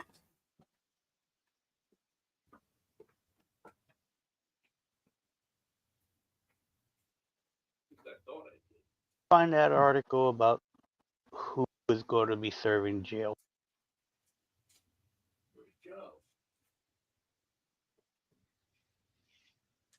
Wrote it down. Richard Sala has a Lambic page.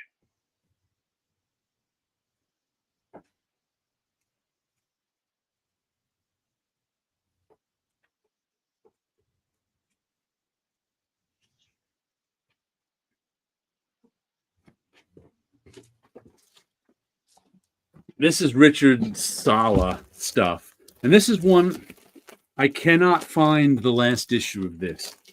Back in, when did this come out? 2006. This is Richard Sala's stuff. You can see how it looks kind of children's book-ish.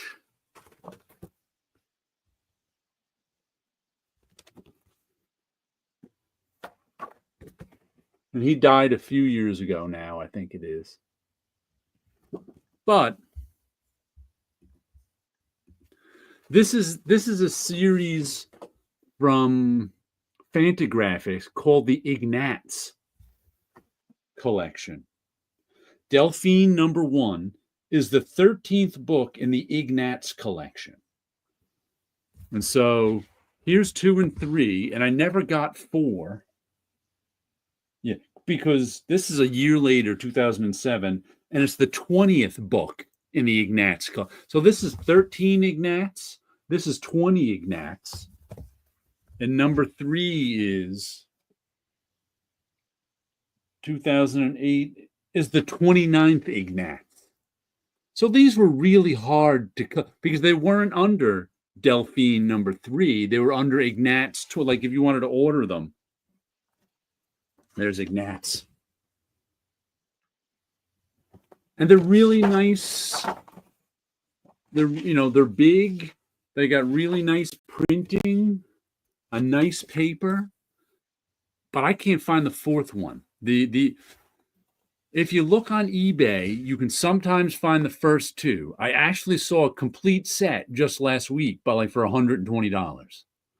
And I'm like, I don't want to pay $120 for the 4th issue.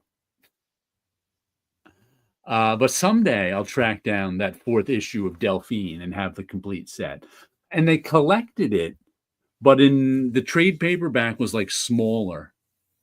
And that's out of print now too, and goes for like $80-$90. So this is Richard Sala. I don't know 13 that he was talking about, but this I have some of Sala's stuff.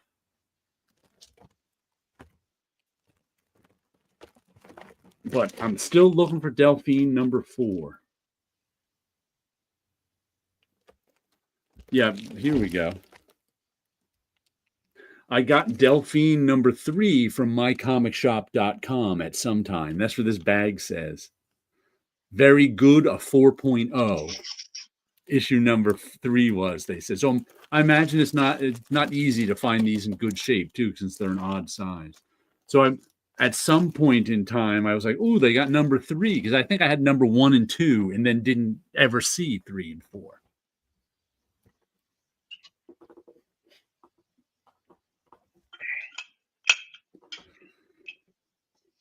But if you ever get a chance to read some Richard Sala comics, go ahead and give them a read, if you can find them in print.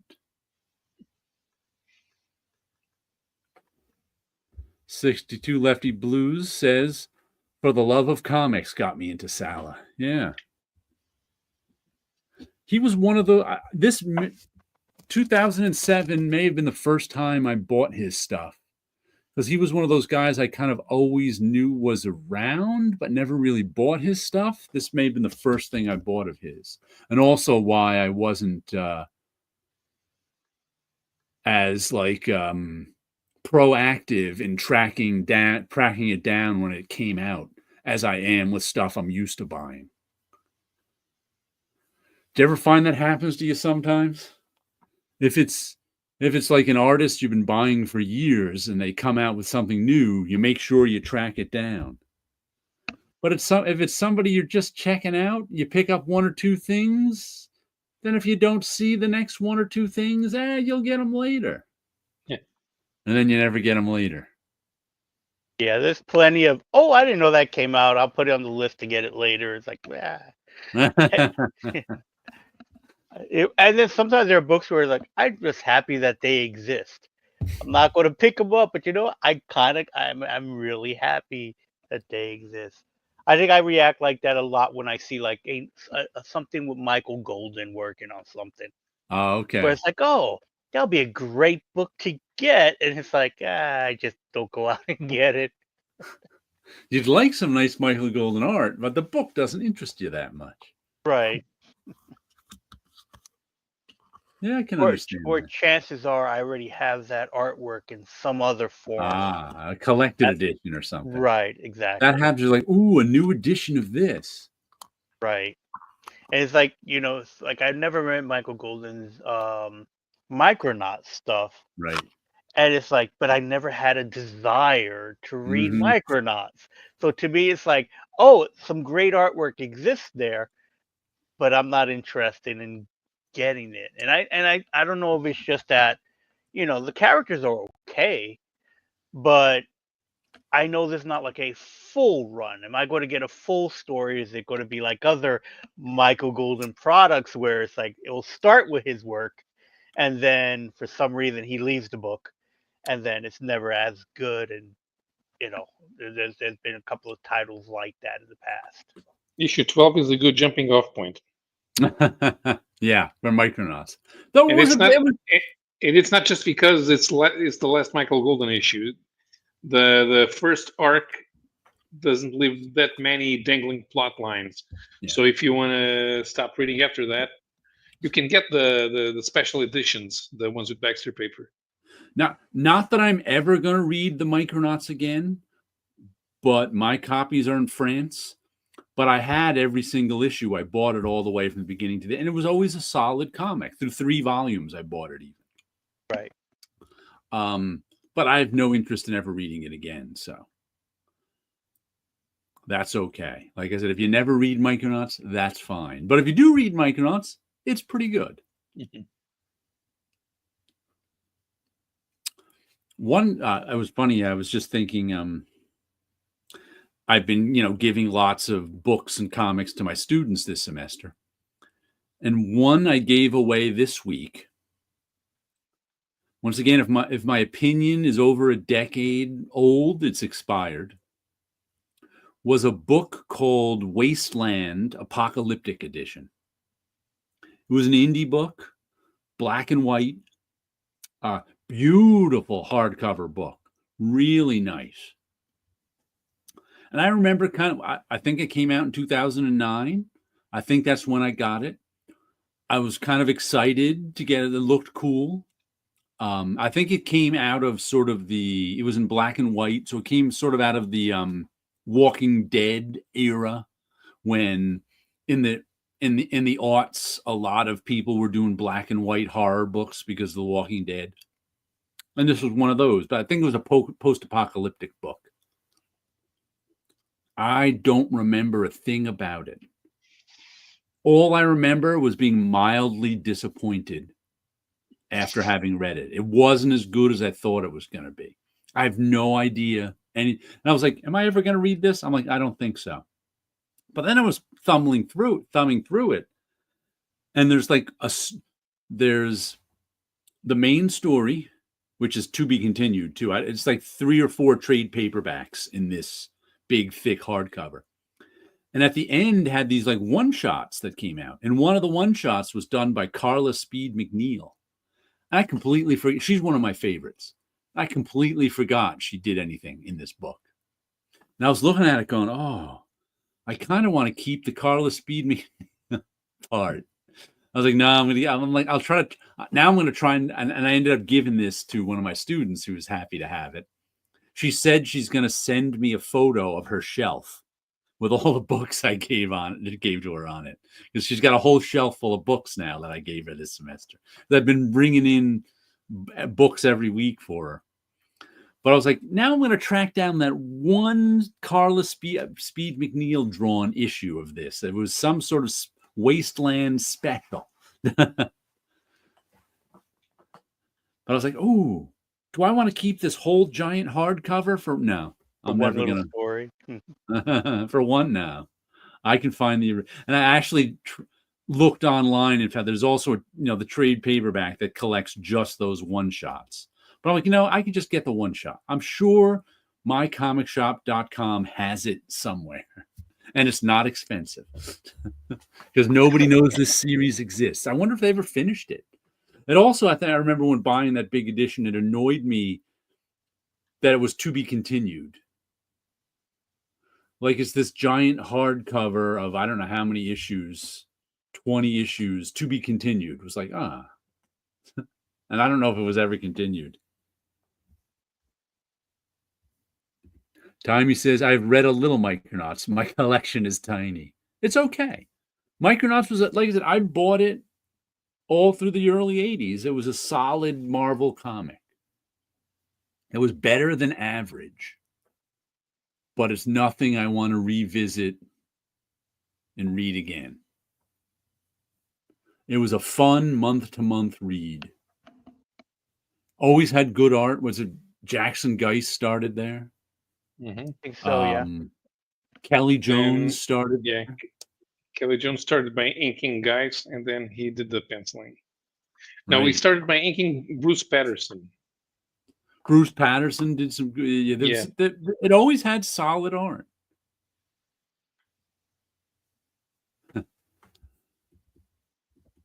The days before the compendium.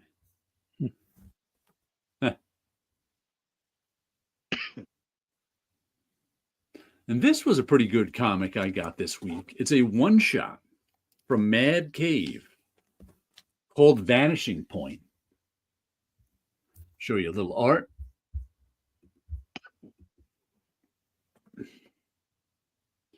Who is it by? Mark Russell is the writer, and Juan Doe is the artist. The art was okay, but it was sort of this cell-shaded looking art. There wasn't a lot of black lines to be found. But it was a good story. It was a good read. It's a science fiction story.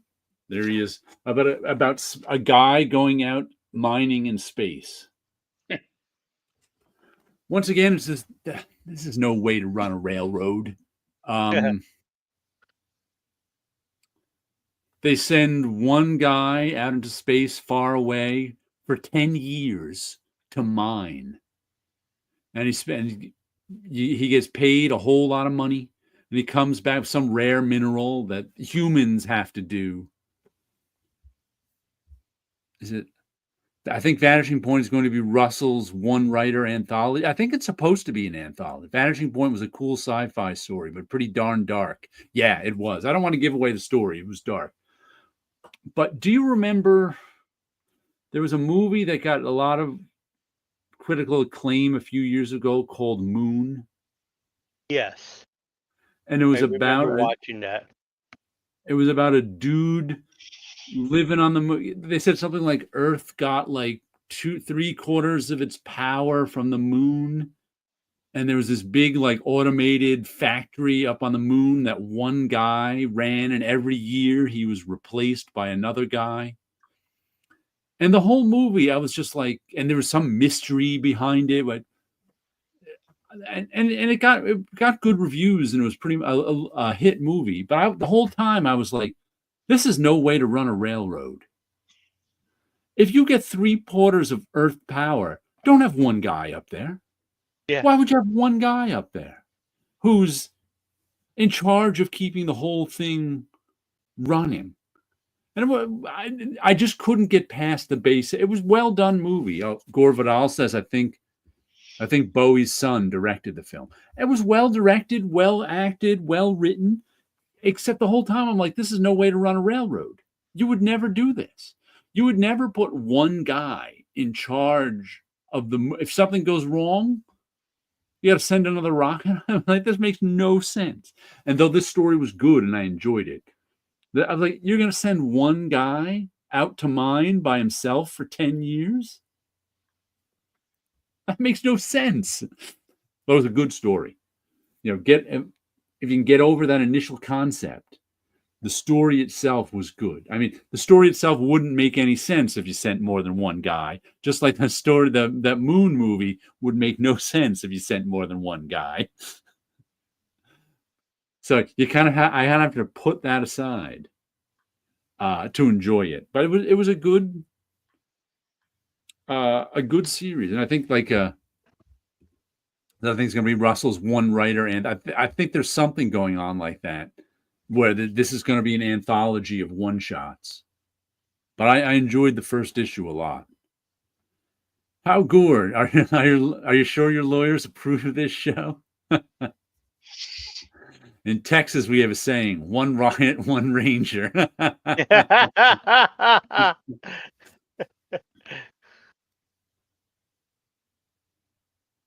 Oh, there's a nice drawing of the guy in his spacesuit. He has to go out into space with an axe to fix something. It's like, you know what? If one guy with an axe has to fix something, you're probably going to need more than one guy. Yeah. And not the X. Amnesia Moon, Rockwell's a clone. Oh, sure. Spoil the movie for us.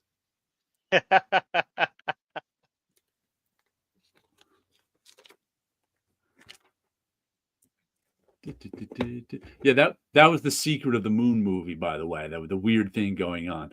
It wasn't, talk about no way to run a railroad. The Sam Rockwell, who was the one guy up there on the moon, it turns out they didn't really replace you at the end of the year. You were a clone, and your new clone came out at the end of it. It was like, man, they're really not going to run it this way.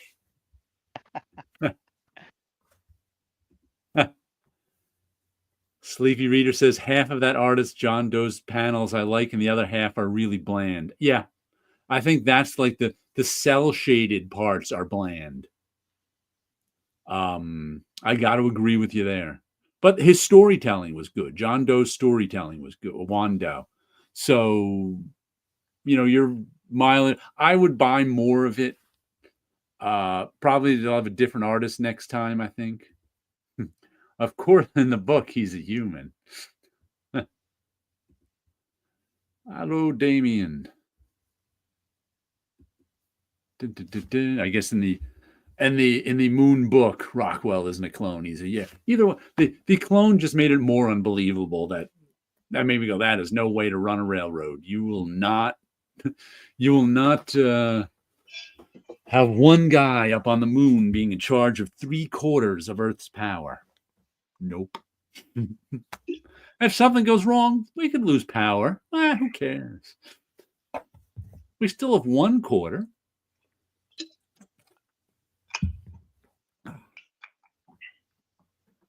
It's entirely Delphine. possible. I look for issue 4 on eBay every few months. No luck so far. And it's on my wish list on mycomicshop.com. It doesn't show up. I don't think anyone, I wonder what the print run on issue 4 was. It probably had to be really low. Because I never saw it. Didn't order it either, so that's why I never saw it. And never see it online. If mycomicshop.com doesn't get it in, it probably doesn't exist very much. Have you guys ever had a comic you've looked for that just never shows up anywhere? Out of print, expensive? Not that I can think of off the top of my head. You get mostly mainstream stuff, so it'll stay in print. Yeah, so for me, I usually could find the stuff that's in print. I don't even know what the other Ignatz stuff in the series was. Because it's tough to track down because it might be under whatever the name of it was and not Ignatz series. Maybe Fantagraphics will find some in their basement. They've done that before on Facebook. They're like, oh, we found this in the basement. Some issues of this and that. And maybe there's a Delphine number 4 waiting to be found. Possible. Yeah, usually if I'm looking for something older, I tend to, and I haven't done it in a while, but I tend to just try to get them all. Like when I was looking for like the Shogun Warriors, there's only 24 issues. Right. So when I went looking for them, like I myself only have maybe 5 issues. Right. So I decided when I went looking for them, it's like if I find someone who has all 24 issues, I'll just pick them all up in that one shot because I don't think it cost me more than $30 at the end of the day. Right. I would do the same thing. Let me find that. Yeah, so that's what I usually try to do when it's some kind of unique thing like that. Where something else like the 24 issues of Godzilla or around that same amount, those are harder to find. And only that, it's not that they're harder to find, they're more expensive. So those I tend to like, those I make a list and try to get them individually at a good price. Because sometimes it's like, even though it is a niche thing, for years they were in the 25-cent bins for so long. Oh yeah. That I can't see, $7 for one issue. It's like, no. In the 90s, you couldn't give away issues of Godzilla. Exactly. And I don't feel like it's like now they're worth something because it's like they're not. It's just that more people kind of want them and automatically, we're going to put up the price. And it's like, yeah, but they're not worth. Now they're 40-year-old comics, and there are Godzilla fans who were born after they were even published. Yeah, and they're not great issues. No, they're not great. Too. It's like you're not buying a really good book. No. Where it's just it's again that niche. You're buying it they're cool to have, but Marvel, hard Godzilla. to read through. Yeah. That's why you're buying. Yep, that's the only reason. I did that same thing with a couple years ago with Mage, in that I have Mage. I've like the first 2. I'd like the first couple. I'd maybe out of the 15 issues of Mage, I had 5 of them, including issue 1. And I had them. I had originally bought Mage in the Star Blaze Graphics trade paperbacks, which came out in the 80s. It was one of the first things to be collected in comics was Mage. So I always read those all the years. Then a few years ago, I was like, you know what? I want to have all the issues of Mage just for the heck of it. I just want to read it in individual issues. But it's cheap. So rather than filling in the issues I was missing, I got all 15 issues for like $30. It was like, just like you did with the show. It's like sometimes like that, it's easier to just go, you know what? I'll just get them all $30. Not what it's going to cost me at least that anyway to buy Yeah. individual issues. But with Delphine, like I said, when I was looking last week, the only time I ever saw all 4 issues, it was $120 for all 4 issues of Delphine. I was like, no. Yeah. I do not need to spend that much money to get issue 4. No, thank you.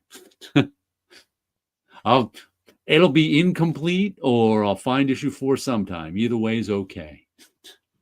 Yeah, exactly.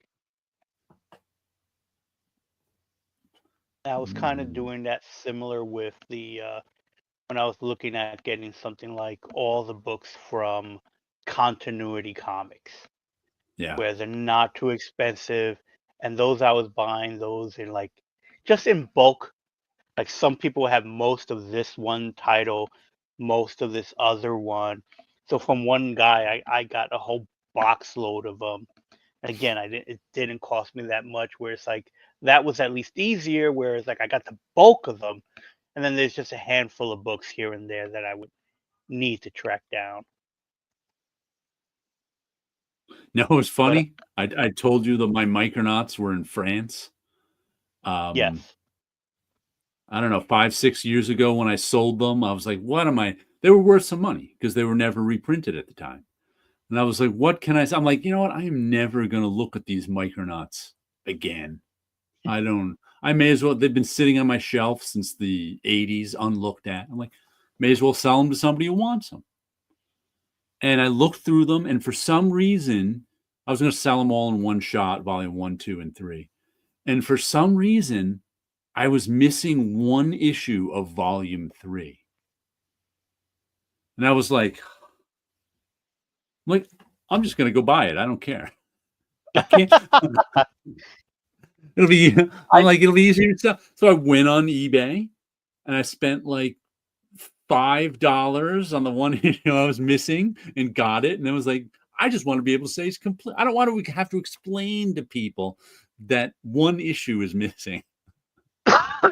I know exactly what you mean. I've been going through my stuff, and it's like, all right, there are plenty of books that you don't want to sell a single issue. It's only going Right. to you're only going to sell it for $1. It makes more sense to sell it as a collection to at Yeah. least bring up the price point past $10, so at least it's worth your time. Yeah. And I have plenty of Star Trek books that I got Mhm. from getting them from comps, and I probably have a whole DC comic run and a couple of the Marvel runs. And I remember putting them together, and it's like 1 month off of all those titles is missing an issue. And it's like it's strange. And I know it has to be in one box that represents that month. Is how I was putting the comics away when I was working at Marvel.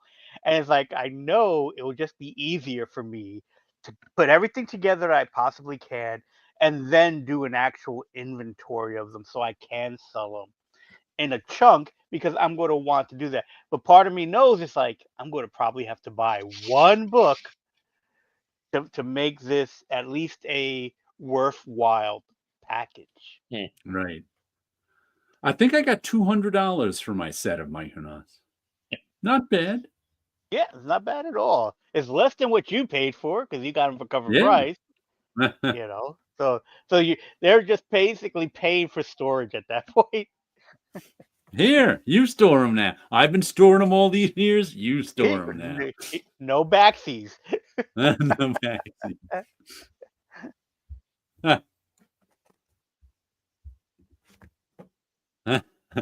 Tit Goblin. Too many people are flooding into the hobby trying to find Ralph Snart adventures. I've heard that's a problem. Ralph Snart adventures are just shooting up in price. Gore Vidal. Micronauts introduced me to Butch Geis. Me too. Did they Yeah, introduce I us to think to Butch me, Geist or Jackson Geist? Which was he first? I don't know. Micronauts had Butch, I think. Or, yeah, X because Factor, he became Butch Jackson Geist and then Jackson right? Geist. he had Yeah. Jackson So and so X Factor. like I I think mentioned last that's time, it's where I like first saw him too.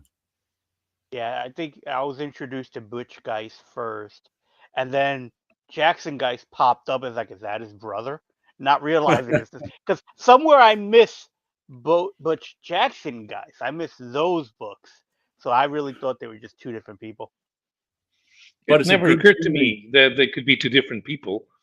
Even as a kid, I knew that Butch wasn't the real name.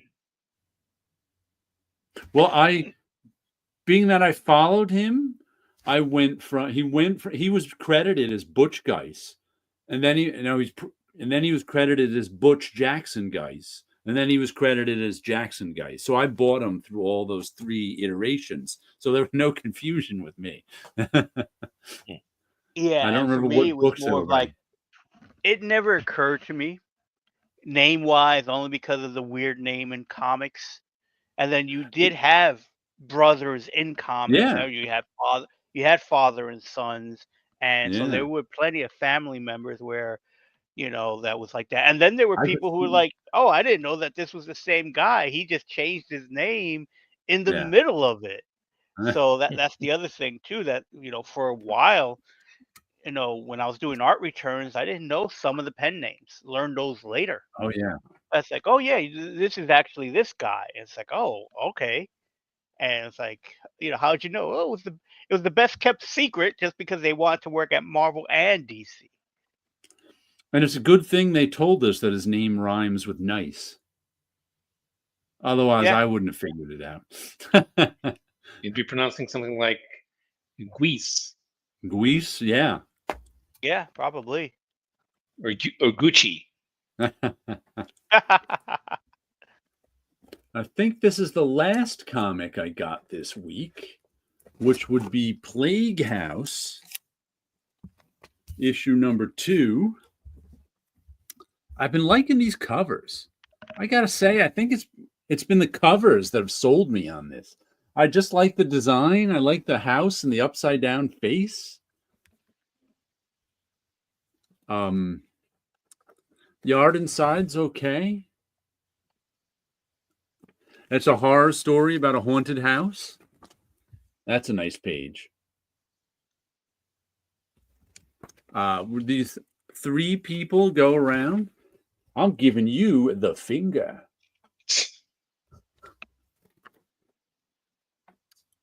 But I have to say, they do something that I find annoying in stories.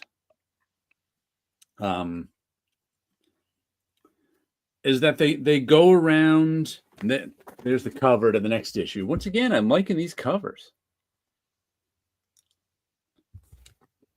Oni Press. Who was it? Michael W. Conrad and Dave Chisholm.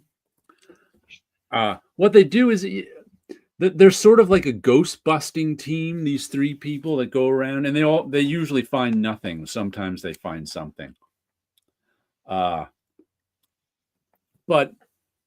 why have a skeptical character when the supernatural is real? It makes no sense to me. Because I am certainly skeptical about ghost busting because ghosts aren't real. But if ghosts were real, I wouldn't be skeptical about them. Right.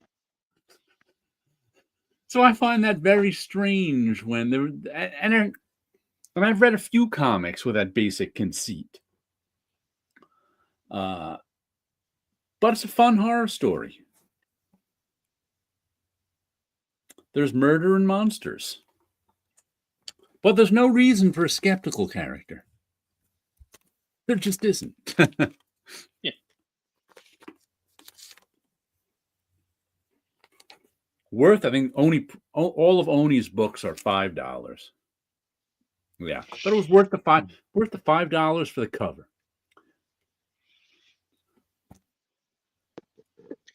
Gore Vidal needs. No, not Gore Vidal needs to. What was I going to say? I forgot. But no Carl Bowler's editing this Oni book.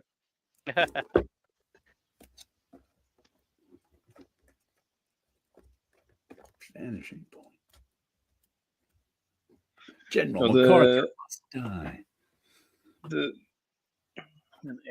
I was gonna say something. I keep forgetting what it is. Sleepy says it's like a flat earther in our world. Yeah. Yeah. Pointless. Mm-hmm. Mm-hmm. Want to do a read, rip, and slab before we go? Sure thing. But be careful. What year you got, Paulo? Might buy the book. You never know. Let's do 90s. 90s. Let's see. Read, rip, and slab. Let's go to... Just got to get a refill of water. I'm coughing. We're going to go to 1992 May. It'll drop that in Safari. A couple of months before Image started. Come on, where'd you go? There we go. I am a troublemaker, yes. 90s. Let's present. Share screen. Share screen. Window. There we go. We've got Dark Horse Presents 62, Frank Miller. Wolverine, Save the Tiger, #1, Sam Keith. And Lobo's Back, #2, Simon. Haven't we done this? Have we done this? Yeah. All right, then I got to get rid of this one. Mm-hmm. I must not have thrown this in the done pile. I'm going to throw that in the done pile right now and pick another 1990s because I got a couple more. Let's go to, we're going to go to April 1995. Nothing.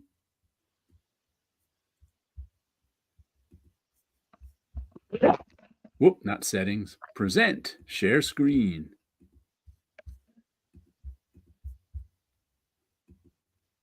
We've got Brigade #18 by Manny Clark. Ghost in the Shell #2 by Masamune Shiro. And Mortal Kombat Battle Wave #3 by Patrick Rollo. We went from comics we all know to comics none of us know. Except for Brigade, of course. We all love Brigade. Yes, my favorite. Chances are I would have bought Ghost in the Shell and the Mortal Kombat one. Brigade, we all know Brigade. So, here's the question. Have you heard of any of these artists? I assume Masamune is the original Ghost in the Shell artist, right? Yes, he is. And Patrick Rollo. I followed a lot of his art over the years. Patrick Rollo, I definitely don't know. And Manny Clark, I may have heard the name, but I'm not 100% sure. Manny Clark I know of, and Patrick Rollo, I know the names. Okay. Yeah, Manny Clark. He mostly did stuff in the Image sphere. Yeah. Already we got Tip Coughlin and Sleepy Reader chiming in, and Gore Vidal. Let's see. Read Rip Slab. Read Mortal. Rip Brigade. Slab Ghost. Dolphin the Dragon logo. Read Ghost in the Shell. Slab Brigade. Rip Mortal Kombat. I'm going to slab Ghost in the Shell. Because I do like his artwork. Even though that's not that great of a cover. But I want to read Brigade. So unfortunately, that means I'm going to rip Mortal Kombat. Well, maybe not unfortunately, but I will be ripping Mortal Kombat. The Dolphin has to replace somebody, Sleepy. The Flamingos go wherever they want. The Dolphin has to replace a figure, much like the Dolphin had to replace Mira on that Aquaman cover. Yep. So you can't just put him between somebody's legs. You can't be riding a dolphin. He'd be riding a flamingo, but you know. I think I would replace big head. I would replace the big head in the back with the dolphin, as it's just screaming at all of Brigade. An armored dolphin with glowing eyes. Yeah. I don't want to. I don't want to read any of these. Hey, Oh, you hey, got that's not the got game, Mm, mister. the That's rule is not you yeah, the gotta read game, and one. you know it. yeah, yeah. So I'm gonna read Ghost in the Shell and Slab Brigade and Rip Mortal Kombat. That's a good choice. Reading Ghost in the Shell is good. I See, I'm don't. gonna. I don't understand why anybody would want to read a comic about a video game. Not about the video game, it's about the characters who happens to be in a video game. One of my The, favorite video game comics is Resident Evil. okay, I don't Just think I've ever read that. I just don't know what it is. I just really I like the Resident Evil franchise, and I always enjoyed reading the comics. And that's the only zombie comics I enjoyed reading. And I have to say, I share your prejudice, Paolo, about video game comics, but it's not really based on anything. Because why should I like a comic based on a video game less than a comic based on a movie or a TV show or something like that? I don't know, but I do. It's like, Because video games only have setup.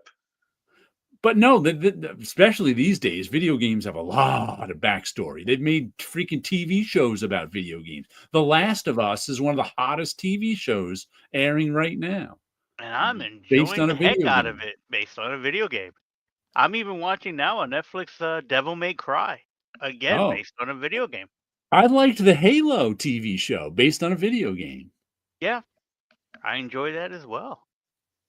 So it's You not need based on better a video video game games, like it. Pablo. Now, a 90s comic based on a video game, there might be less too. What if they were Yeah. based on card games? Uno, the game. I don't think Uno's a world building card game. But I think I'm going. Ooh, well, I'm gonna have to punish myself. It's quite possible that that's not Patrick Rollo's art Yeah, on the cover. it looks a little Kelly Jones-ish, Yeah. Yeah, it has that bit of a feel. Yeah. but those muscles are completely a mystery. Mhm. But I'm going to slab Mortal Kombat, rip Ghost in the Shell, and read Brigade just because I've read issues of Brigade before. Maybe I'll be into it. I would put the flamingos on the Ghost in the Shell cover. Just to give He needs some friends. he needs some friends. Just to so she's not there alone. I think that's the girl. Okay. Ghost in the Shell, yeah. So yeah, she needs company. So I Yep. think the flamingos would go there. I That's think what I that's a would. good idea. I'm gonna dolphin the main character on Brigade. Because why not? Right in the Yeah. middle there, the dolphin will replace that woman in the grand tradition of dolphins replacing women. I'm going to dolphin Sleepy the Reader word says shell. Paolo doesn't want to read any of them, but who chose the 90s, eh? I was asking for trouble. Yeah. Huh? I'm going to dolphin the word shell in the Ghost in the Shell logo. Ghost I in don't know the about dolphin. that. Ghost in the dolphin. That sounds a little shifty to me. I don't know. Dolphining words. Mhm. We've probably done it before, but We have. I've probably even done it before. I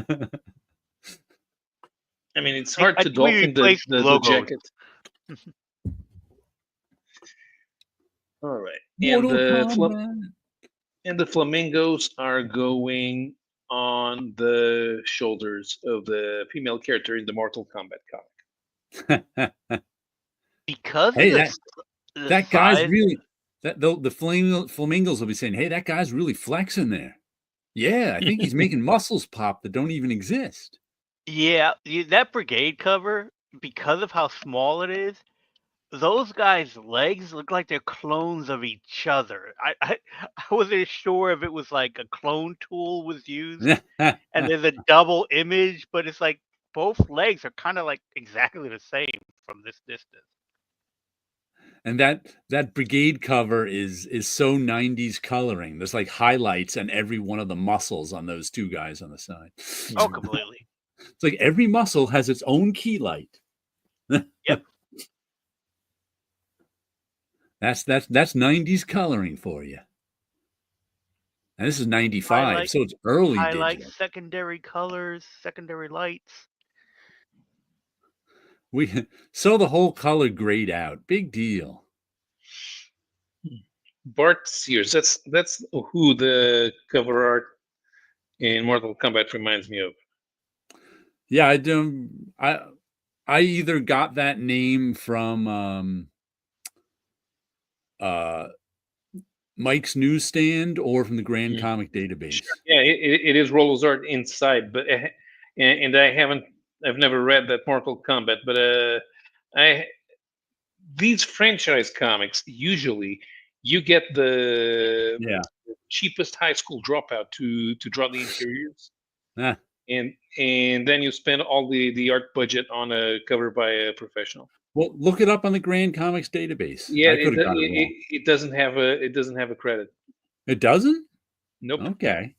they don't know who No. did the cover art. Ah, all right. That's weird. Mm-hmm. Does look a That bit has Bart Sears, Kelly Jones-ish. Yeah, and the muscles when Mart Sears was doing '90s art. The To me, muscles it could looks have like muscles. it almost looks like an early Jay Lee. But Jay Lee at this time he would still do uh, ink blots all over the place. Mortal Kombat. Was Ghost in the Shell a movie first or a comic? It was a animated series first, I believe. Okay. But he also directed. You know, he was the artist for everything. So he did the movies, and he did the Okay. comics himself. I want to say it was a animated series first, but I'm not positive. I think he also was the one that created Appleseed. Okay. Ghost in the Shell. I will remove that from the stage now. We have stared at those 90s comics enough. Far too long. What was your favorite 90s comic, Paulo? My favorite '90s Or comic. among your favorite. Doesn't have to be a favorite. Let's think back and something that was only in the 90s, maybe. Because like Usagi Yojimbo was my favorite of the 80s, 90s, aughts, teens. Like Planetary. That was Planetary only in the 90s? No, it ended in the 2000s. Actually, Okay. the last issue. Remember that the last issue was three issues really were late. yeah. Only in the '90s. I don't know. Warren Ellis's Stormwatch Volume 1, that was all the Ooh. 90s. Ooh, Fabian Niciez's Nomad. The one where they drew Lorenzo Lamas as the main as Nomad. Sleepy Reader asked, was Transmetropolitan only in the 90s? Transmetropolitan starts in 1996, I think. So it ended about 2002. Ah. 62 Lefty Blues says Ghost in the Shell was a manga first, ran for a couple of years, and then they did the movie. Yeah, Okay, it usually is a manga first. Let's see, what else was in the 90s? Like Strangers in Paradise? No, that started in the 90s but kept going. Stray Bullets started in the 90s and kept going. So stayed in the 90s. Yeah, stayed in the 90s. Something that was in the 90s. The Mask? That's in the nobody's 90s. favorite comic, though. Yeah, that's true. Nobody's going to tell you that's it their stayed favorite in the comic. 90s. It did. When did Sandman end? 97. What was that? It started in 89 and it ended in 97. What about Concrete? That could have been all 90s that we could consider that. Did Concrete stay in the 90s? There was some after the 90s, and it started in the 80s. Yeah. So I wouldn't call Concrete 90. I would probably call Neil Gaiman's Sandman 90s, even if it did start in 89. It Sure. was mostly in the 90s. Let's see, what else is there? Oh, what was that? The one that Tim likes. The guy who dresses in the leather. Starman. There we go. Starman. Was he just in the 90s? He started in 94, right after Zero Hour. 80 issues, so it would take 60 issues is 5 years. Yeah, so it ends in 2001, I think. That might be considered the 90s too. Sure. It could be. Yeah, especially Starman is a follow-up.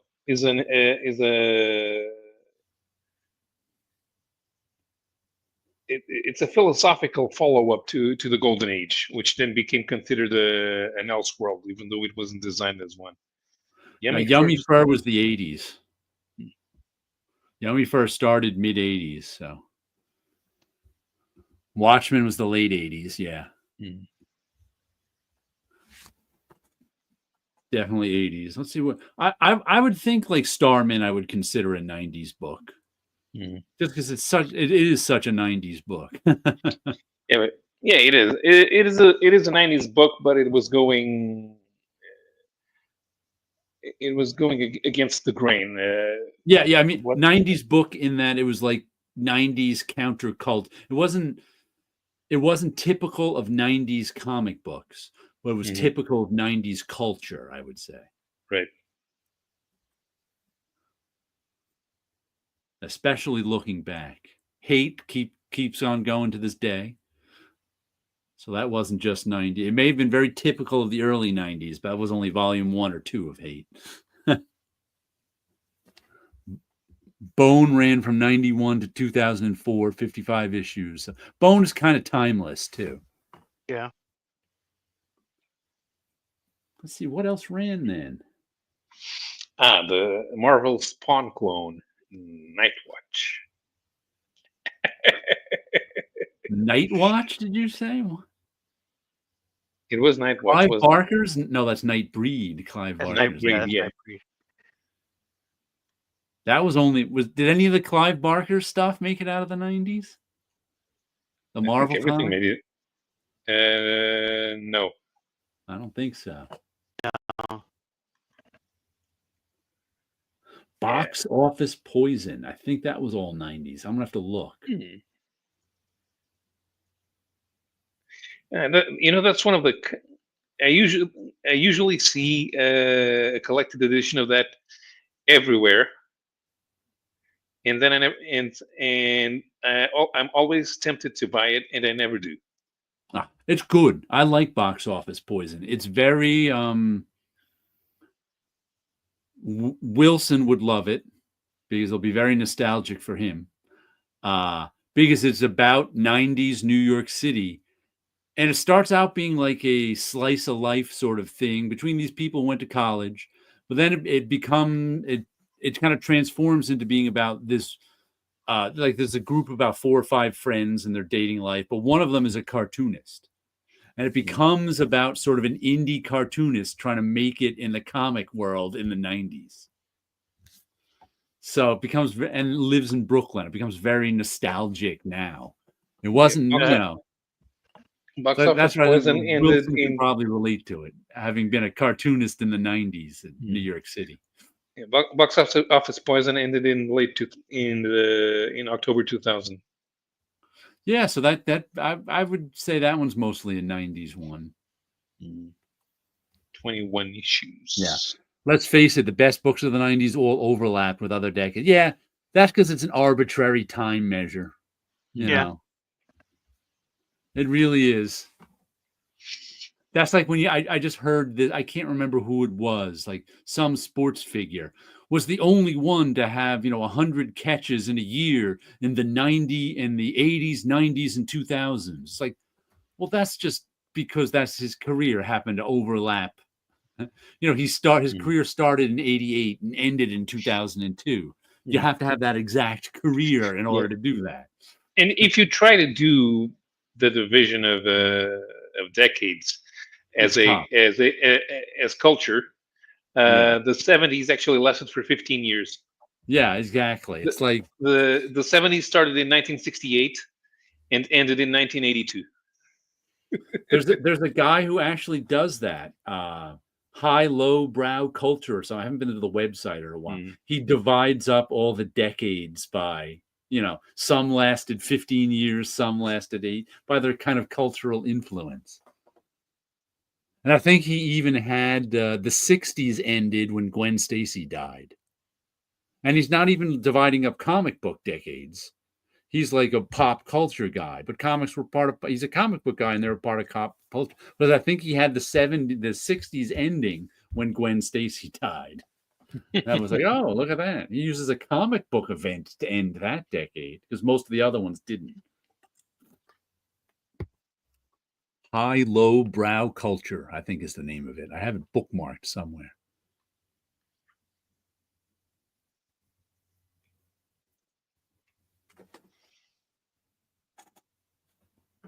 Yeah, but Sleepy's right. It is a futile endeavor trying to pick things that are just in the 90s. If something ran until 2000, it's excluded. It's kind of like, it's arbitrary.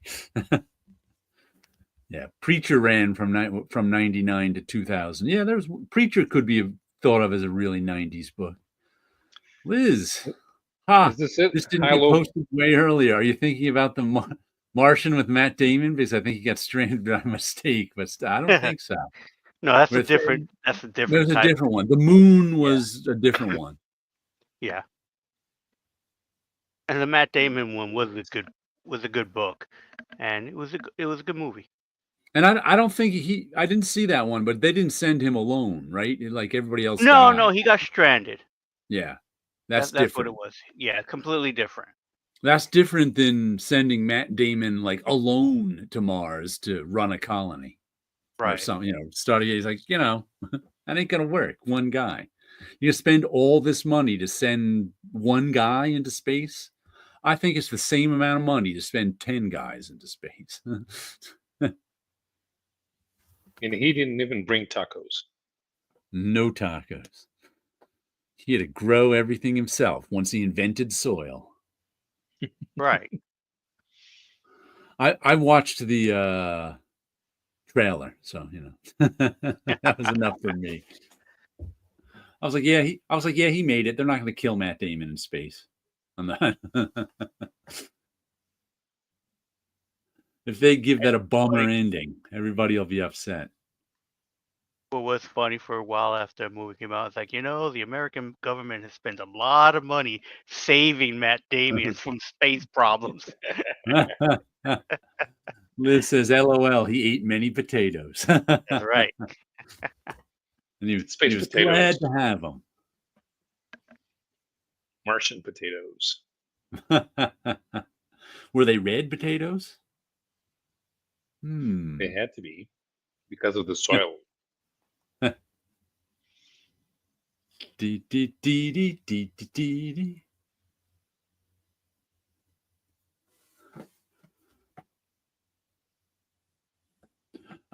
I should get my final order cutoff tonight or tomorrow morning. That's always fun.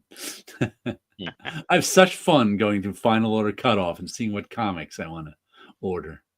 Well, I just want to, as I was talking about before, let's see, Godzilla Heist is number 3. Don't Run with Scissors, number 1. Free Planet, number 1. Jump Scare, number 3. Plague House, number 2. Vanishing Point, number 1. The big number of the week was Uncanny Valley, number 9. Jeez. So it's like if I wasn't looking for new comics all the time, I would have had one comic this week. And this is only from like last year. It's like amazing. Yeah, it's funny. When did you buy Monsters? Last week or 2 weeks ago? Yeah, I think it was 2 weeks ago. Monstrous, right? Right. Apart from Spawn, it's the oldest thing that you buy. Spawn, Savage Dragon, Monstrous. trying to think of it. Oh, Usagi Yojimbo, of course, but they keep renumbering that. But there's not a lot of long-running series anymore. I'm actually going to go through my comics I bought for the year and just see. I'm like, Does Knights of the Dinner Table still exist?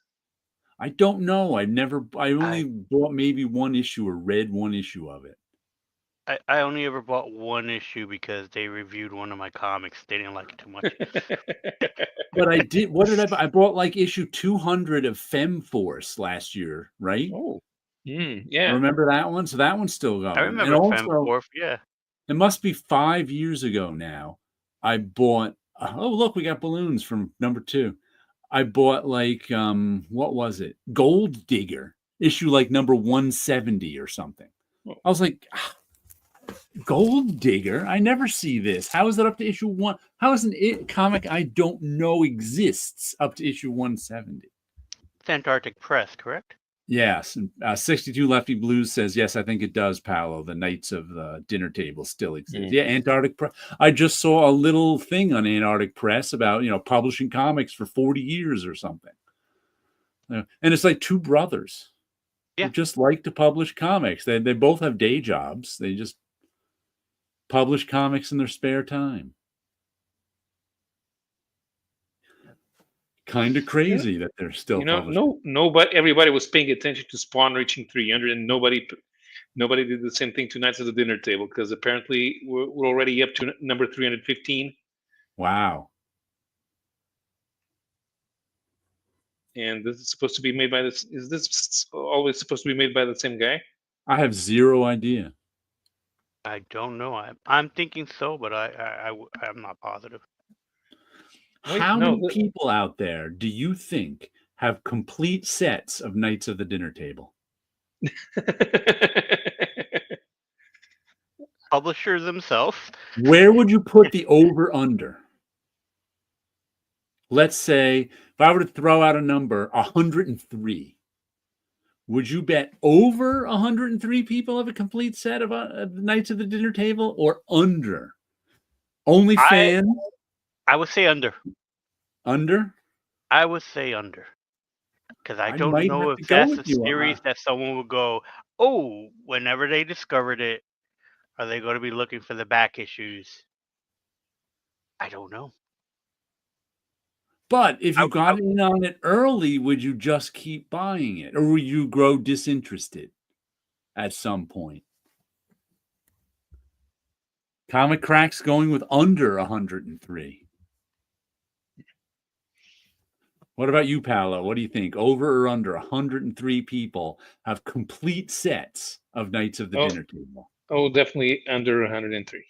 Under 103. I would be surprised if it's more than 20. See, I don't know. I would think if I discovered Knights of the Dinner Table in the 90s, around when it first came out, I would probably have a complete set. But how many people are like me? 103 or 20? I don't know. Their Facebook page has 9.8K members. So yeah, maybe